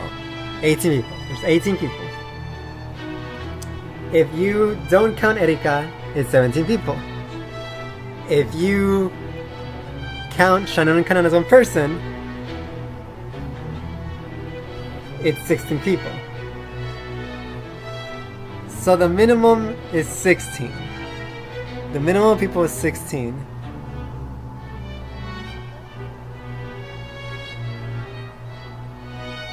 The middle ground, if you either count Shannon and Kanan as one person, or if you don't count Erika, it's 17. And the maximum, if you count everyone, it's 18. Cool. I will forget this. Sin's raging because you haven't checked this at all. We all forgot to tell you to check it. Whoops.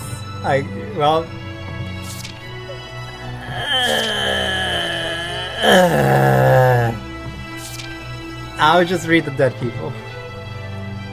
Ushiriya Natsuhi, corpse discovered in her own room.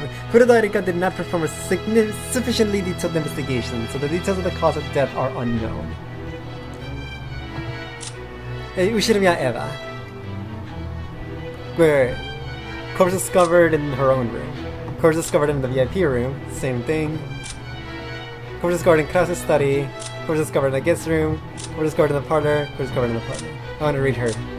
Furuda Erika fell from the pleasure boat Eternal Mate II mid-cruise in the waters near Ronkenjima. She washed up at Ronkenjima on October 4th, 1986. The Ushiriya family welcomed her as a guest. She managed to drift to the island unharmed thanks to several miracles, including the life jacket she was wearing. I want to read I should read these three. Is this different? Okay, I should read this. Furuda Erika, the Witch of Truth, temporarily. She is also a detective and calls herself an intellectual rapist. It participates in Butler's game as the human side player. She possesses numerous skills that qualify her to call herself a detective, and these can even be elevated to the level of red truth when acknowledged with her master Baron Castello. Whether she wins or loses, this will be the last game, and there will be no further use of her. Redditor. Bathory the Elder, a mysterious witch who existed even before the rules. She has the same name as Batho, but she was not given the purpose of devoting herself to Butler, a mere shadow of a witch sealed away by Kinsel. She spends her days pulling small pranks and clearing away the anti-magic toxin for the sake of her resurrection. Her has many things in common with the evil spirits of Akujikijima, such as the fear of spiderwebs. She was the one who gave Shannon the golden butterfly bridge. Beatrice, a new witch reborn from the rules. She has not lived 1,000 years, and her behavior is vastly different from how it once was. She is a witch who does not even know how to use magic. However, she has no fear of magic circles or spiderwebs. It is almost as though she is just a human. She adores Butler and considers it her purpose to devote herself to him. Butler, the endless sorcerer and final game master. He is the ruler of the game board and the territory lord. Why is that a sprite? Why is he being a wet cat? Okay. To prove that he has won Battle's game, he must take on the position of Game Master. By succeeding in this, his victory will be acknowledged and Battle's game will reach its end. Because he knows the whole truth, he exists on a higher plane than all of the others.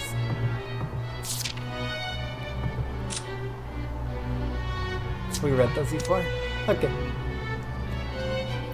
So again, it is 18th maximum, 17 middle ground, excluding one or the other, and 16 minimum by excluding both Erika and Shannon and Kanon as one person. Cool. Okay, whatever. The existence of the 18th person has already been denied in the previous game. Alright, like... Okay, it's just they're... Okay, wait. Hold, wait. Okay.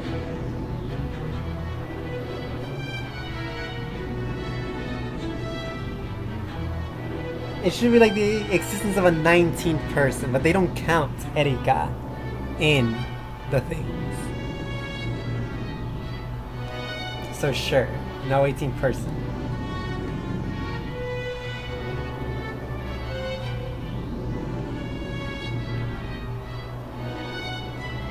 Man, I don't care. Whatever.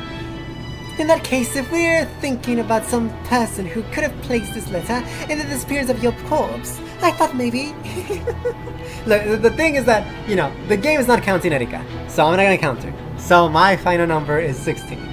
That's it. Okay, moving on. I thought this might change things around a bit. Erika laughed crudely while starting into Butler's sides to see if he was panicked or disturbed. Don't worry about it, kitten. Butler-san. Stay calm. Erika has just made her report a bit late. There's no need to lose your cool. Erika suspected it since the beginning. It was probably that Butler actually hadn't been killed and was still alive. You added the kid in there, not me. And if he was alive, then the letter had been suddenly appeared was easy to explain, even though all of the survivors were sealed up. Judging by Bato's faint agitation, maybe Erika's guess had been right on the mark. Butler played dead and somehow got around Erika's examination. And then, while everyone was barricading themselves in the guest house, he snuck out of the guest room. After that, he placed a letter detailing the disappearance of his own corpse in the entrance to the lobby, and hid himself. If that was the truth, then the seals that had been placed on Butler's guest room at the final time of Erika's examination were now very significant. In other words, if this was the trick they used, then Butler would certainly have broken the seals when he left his guest room. The trick would not be workable without breaking the seals. Since the survivors were all sealed up inside the guest house, then if the seals in the guest rooms were broken, it meant acknowledging that at least one of the victims was actually alive. Butler had known about the seals earlier, and it was likely that he would have advanced the game a different way to avoid this, if Butler. In other words, it was very likely that an announcement about the seals would have had a large effect on the rest of Butler's game. Erika was saying if Butler avoided breaking the seals because he was pretending to be a corpse and instead remained inside the guest room, perhaps this letter would not have appeared in the story. If Butler was actually alive and had placed the letter there, then now that Erika's seals had come into play, there was a chance that his trick would cause a contradiction somewhere down the line. That sort of contradiction is called a logic error. Whoa, why are we back with her? A jump scare. Hi. A logic error. I think we heard about that really early on in the story. It's a violation of the rules, the greatest and worst form of error, which the switch side must avoid making. Yeah, I remember. It was something about the two sides of the tail not matching and created a contradiction. Do you remember the magic for making candy appear inside an overturned cup? Yeah. Maria One-chan and Erika were fighting about it. Apparently, though, that was just a simple trick where someone slipped the candy into the cup while One-chan had her eyes closed. Don't say that! Don't! Shut up! Talking to the chat. Shut up, Ruby. No, I'm not talking to the chat, I'm talking to Ruby. Shut up. Anyways. That's right. Since Maria did not observe the process of the trick and was only given the result, she accepted the illusion of the witch, and the candy had appeared by magic inside the cup. And magic was... crap, I missed it. How do I look at this? Okay. And magic was established. Okay, so a logic error would be a trick that has become impossible.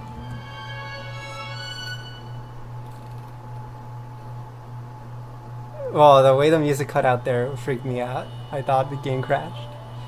Whatever. If you think about it, Erika and Maria's fierce red and blue truth battle over this magic was the real opening of this tale's fight.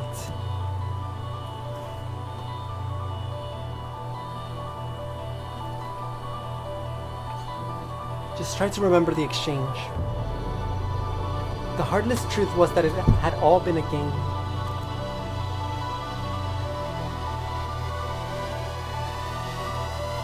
That it had been a trick. Making the candy appear in the cup by magic had been nothing more than Baptist's claim. Magic can only do things that one can accomplish. In other words, you can only have a magical result if it's something that could have been done without magic. Let's be clear. There are two general types of magic. Whatever. Wow! Oh jeez, that scared me. If you summon giants and make towers grow from the ground, but when the lid is taken off, nothing has happened in the rose garden. That's one type of magic. That's just an illusion. It's a lie, with no observers that take place what the witch says it did, in a location without any of the anti-magic toxin. Magic that didn't have to match a result is the most simple kind of a lie. This is the same as a worthless delusion, an illusion, a daydream.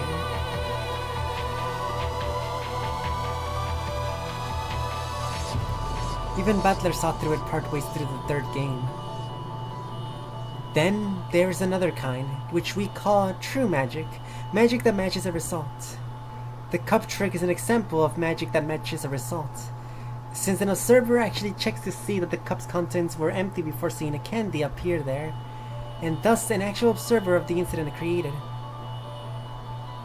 I've discovered one big rule that magic matching a result has to follow, unlike the magic of illusions. The rule is that only the unobserved process of what you accomplish can be transformed into magic. I can speak even more generally and ruthlessly. In short, all forms of magic are tricks. Only things that can be accomplished without magic can have a matching result. Ironically, this also proves that magic doesn't actually exist. But out of respect for the witch's game, let's call it making the game solvable and fair for the human player. So, instead of the candy inside the cup, we now have this mysterious letter that appeared in front of Erika. They have to be tricks. By claiming that the witch said the letter that are magic, Oni-chan is trying to create magic that matches the result.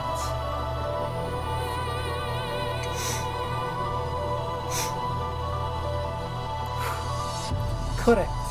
Since all of the survivors are sealed within the closed rooms of the guest house, it is possible to embellish this suddenly appearing letter and say it was a curious bit of magic, for only a witch could have placed it there. But even so, it must be a possible trick in the end. In order to see the trick with the candy and the cup, Erika had countered with the blue truth, saying that the candy had been snuck in there while her eyes were closed. That was the correct answer, so Maria didn't have any red that she could use. But what if she had used it? For example, what if Maria had used the red truth to then say, "Until I lifted the cup up, the closed room of the overturned cup remained intact"? The red truth can only be used to refer to the truth, right? If you could lie with it, it'll be a massive violation of the rules. Yes, denying your own trick with the red truth is a major violation of the rules.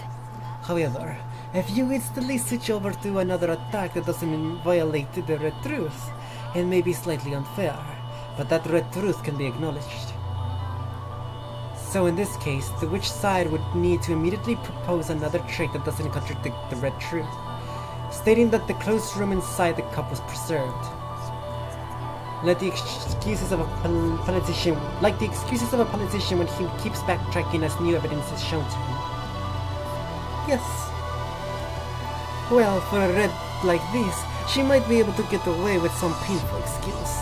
Maybe there was some advice on the table, or maybe it was a trick cup with a fake bottom.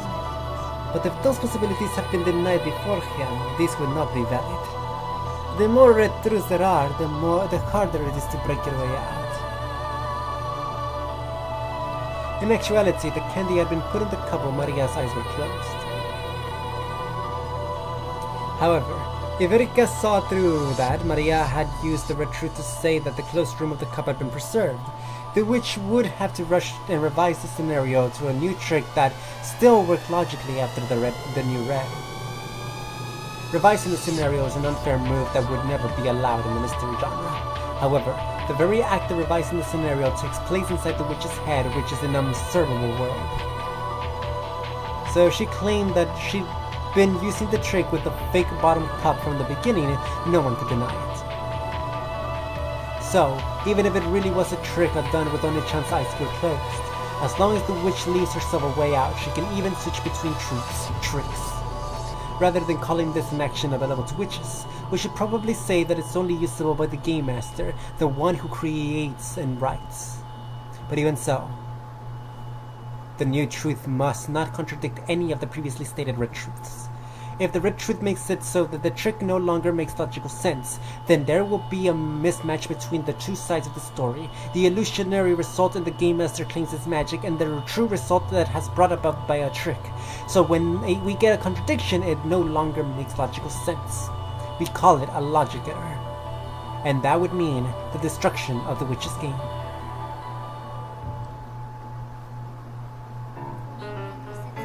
This world is a game that's possible to explain with humans. In other words, it must be possible for all magic to have been done by tricks as well. If it's impossible to do with tricks, then the human side has no move and we get a stalemate. No, not quite.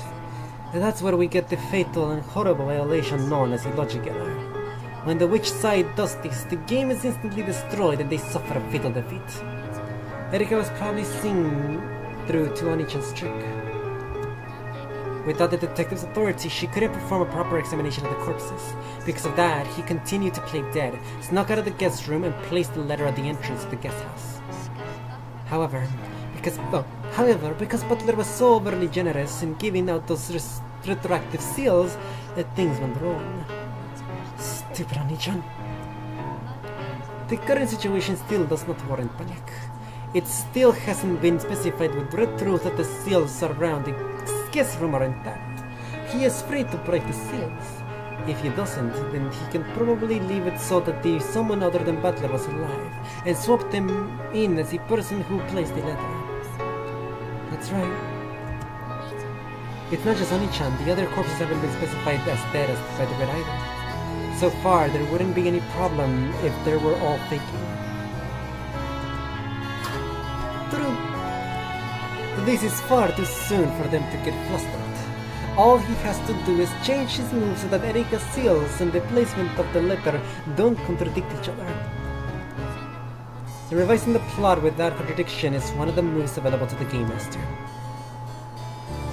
However, taking a scenario one has imagined and revisiting it partway through can sometimes create flaws in detail. It would be a very regrettable move to make when the first Twilight has only just ended.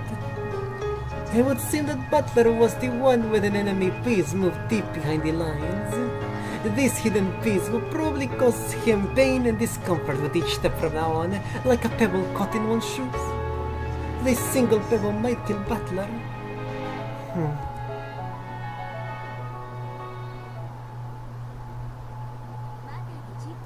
This still isn't quite a logic error.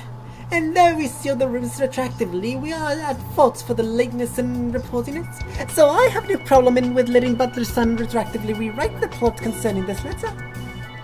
Wow. Retroactively rewrite the plot? I see. If I placed the letter there, then that would have become impossible as soon as I was sealed in that closed room. In which case, this letter shouldn't have appeared there. Correct.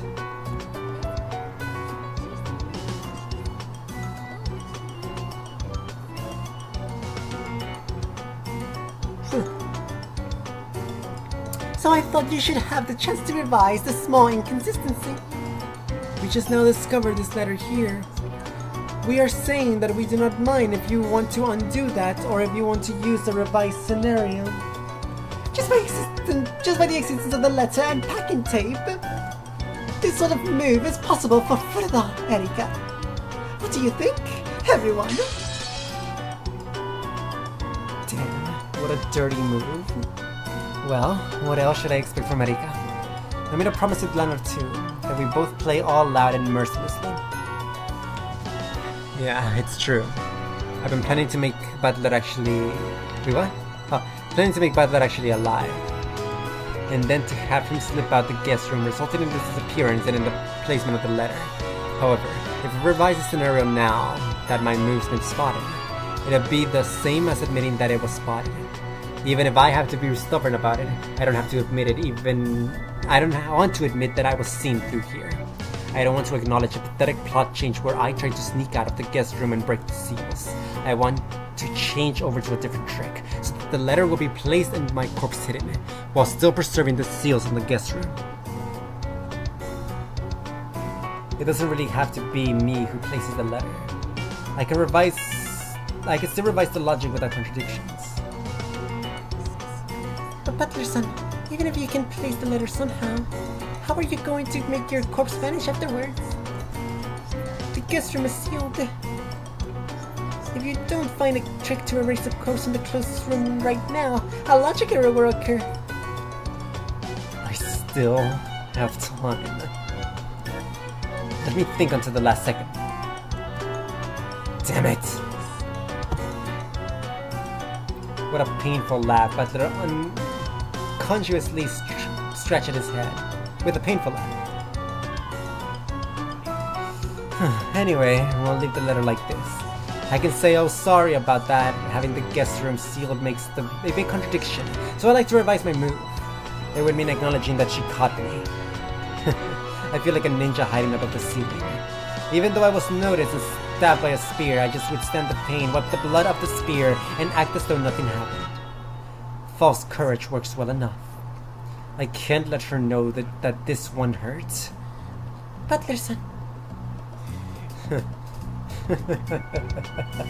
Hey, Bata. Do you know why my face looks like this now? I'm sure it's the same expression you had when I managed to hit you where it hurts in the past. Damn it. Bata couldn't think of anything to say. Useless words of comfort could only get in the way of Butler's thinking now. What would the old you do? The old you who created all of the closed rooms that tormented me so much in the past. What kind of trick would she use to erase my corpse from a closed room?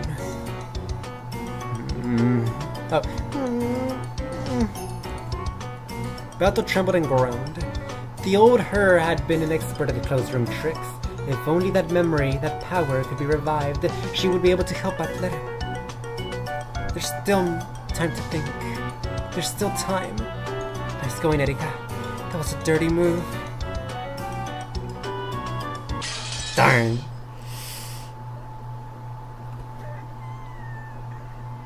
I am really liking Erika and Butler's rivalry. It's very, especially this one, the whole thing of I can't admit it because then, you know, that means admitting a loss and he's stubborn. It reminds me of Death Note. I like it a lot. But for now, that is all.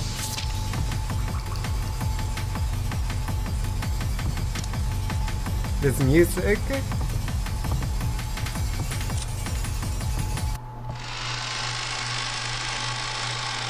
Erika might be goated. Oh, she.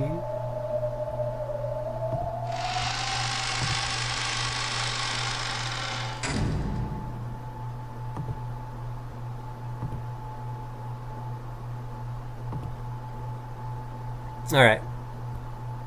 Manga panels.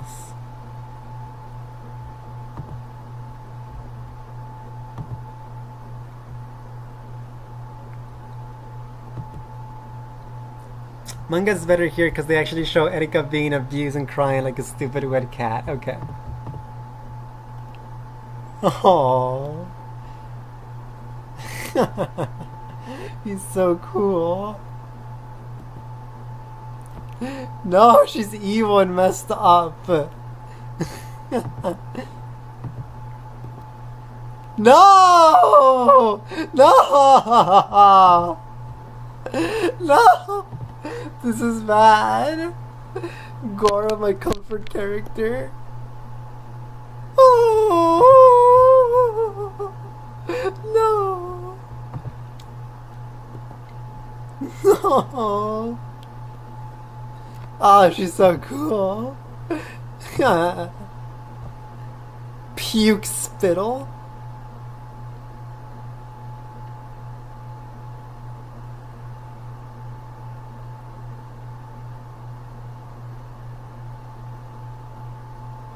Wow.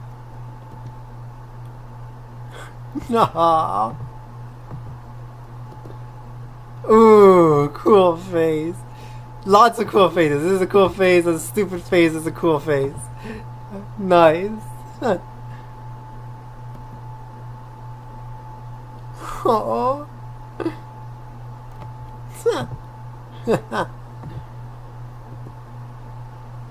Wow. Oh no, Lambda Delta. She didn't deserve that.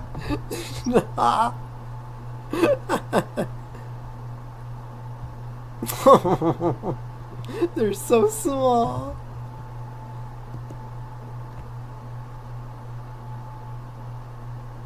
Ooh, don't patronize me is so much cooler than don't underestimate me, or whatever she said. Sick. Okay.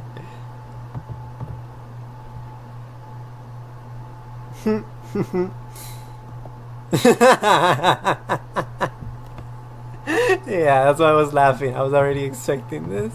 Ew, man. Ew. Ew. Oh.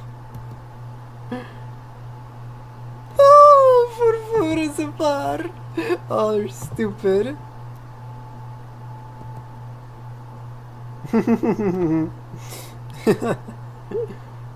Oh. Jeez. It's that serious.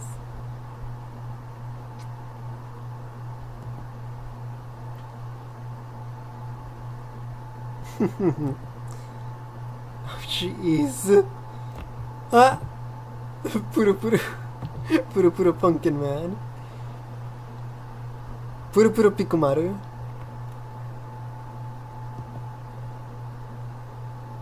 Ah, these spreads are so cool. Oh, look at her. She's stupid. Oh, woe is me.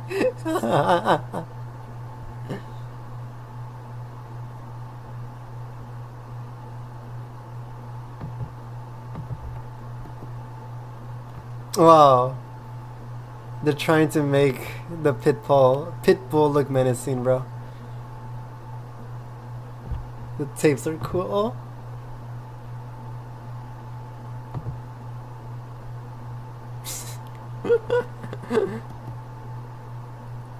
Oh, why is she smiling like that? Jeez. Okay.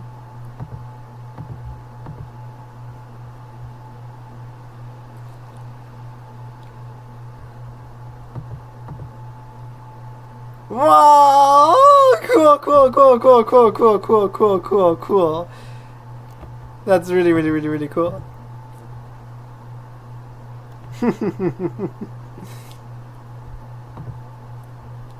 So dumb. Literally how I'm watching my phone at work.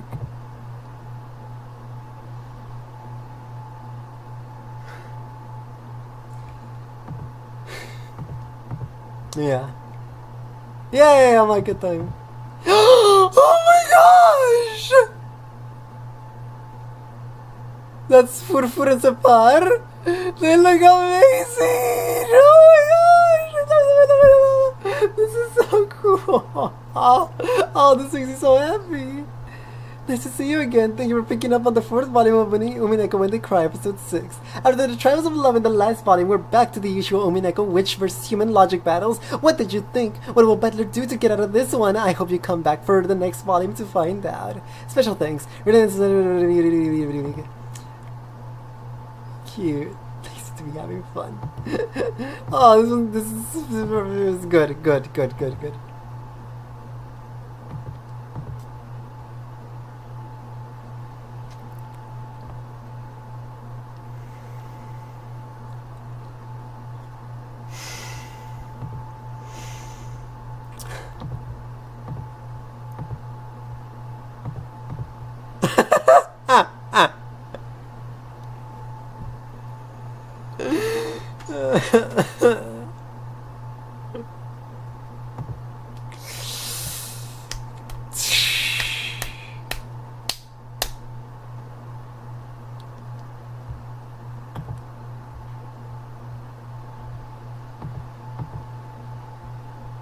Okay, back to creatures.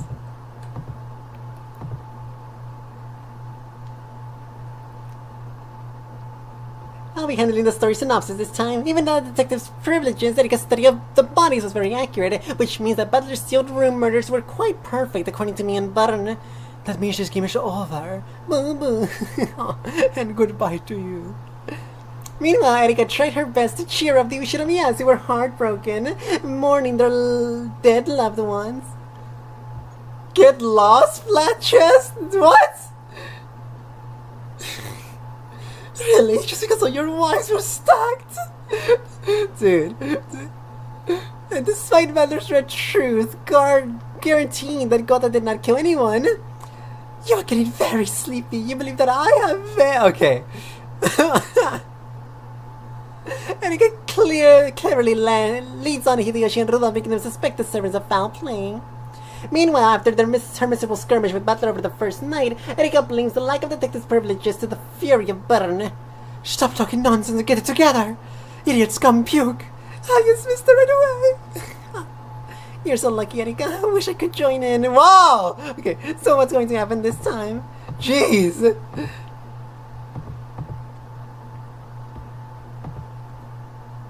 I'm in charge of the backstory this time. Okay. Elder Beatrice comforted the fledgling Beatrice who was concerned. There, you're a good girl. Cheer up. Aw. I didn't to tamper the other 4 contestants in Sapphire and Furfur's Trials of Love. Meanwhile, Butler came to visit us. I'm not reading that. Whoa, S&M? Okay. Erika couldn't use her detective privileges like she could before. So Butler gave her 3 tape seals and left. Well, sorry to interrupt. Here, have this. Okay. And that was part of Erika's trap. Master used these to tie me. Oh my gosh. You disgust me. Meanwhile, in the demon's tea room, they were explaining the second trial. You have to choose one of the 6 and then tie. What? Okay. Okay. Cool. These are great, man.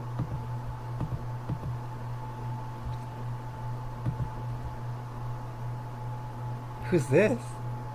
Don't ever come back, you pig.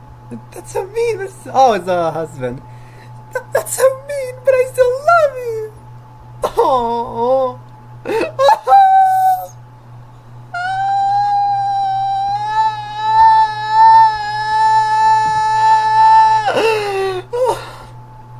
That's really cute. Oh, I like that one.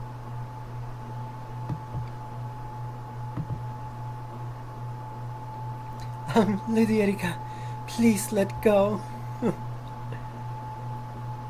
Stop crying, you creep.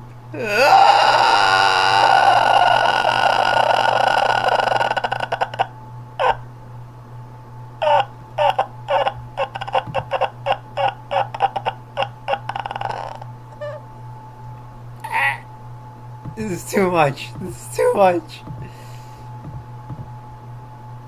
Oh gosh, thankful. Okay, we're out. Butler said, what are you looking at? Just looking in on whatever they're cooking up. Yep, not reading that. Oh no, Lady Erika's being stomped, and she's enjoying it. Why is this butler's son is being stepped upon, a pleasurable thing? Depends on the person. I like that Beatrice a lot. It's very cute. What guy? Okay. Cool. I'm very happy. If I miss any panels and it keeps reading, I will be safe for the next stream. Laptop needs to be turned off. That's it for now. GG's. Oh, geez, he left a while ago. Okay. W reads. W me, those were critical hits. Unlike dialogues were doing 1% of what Higo's slice of live dialogues are. I'm scared. Okay. W, oh, I see what you mean now. Yeah, they were okay. He was 100% this, by the way, and we're gonna voice it all. Okay. She's still dragging it.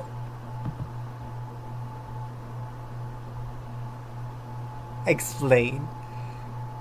Whole library here in the kettle. Okay, I'm out. GG's.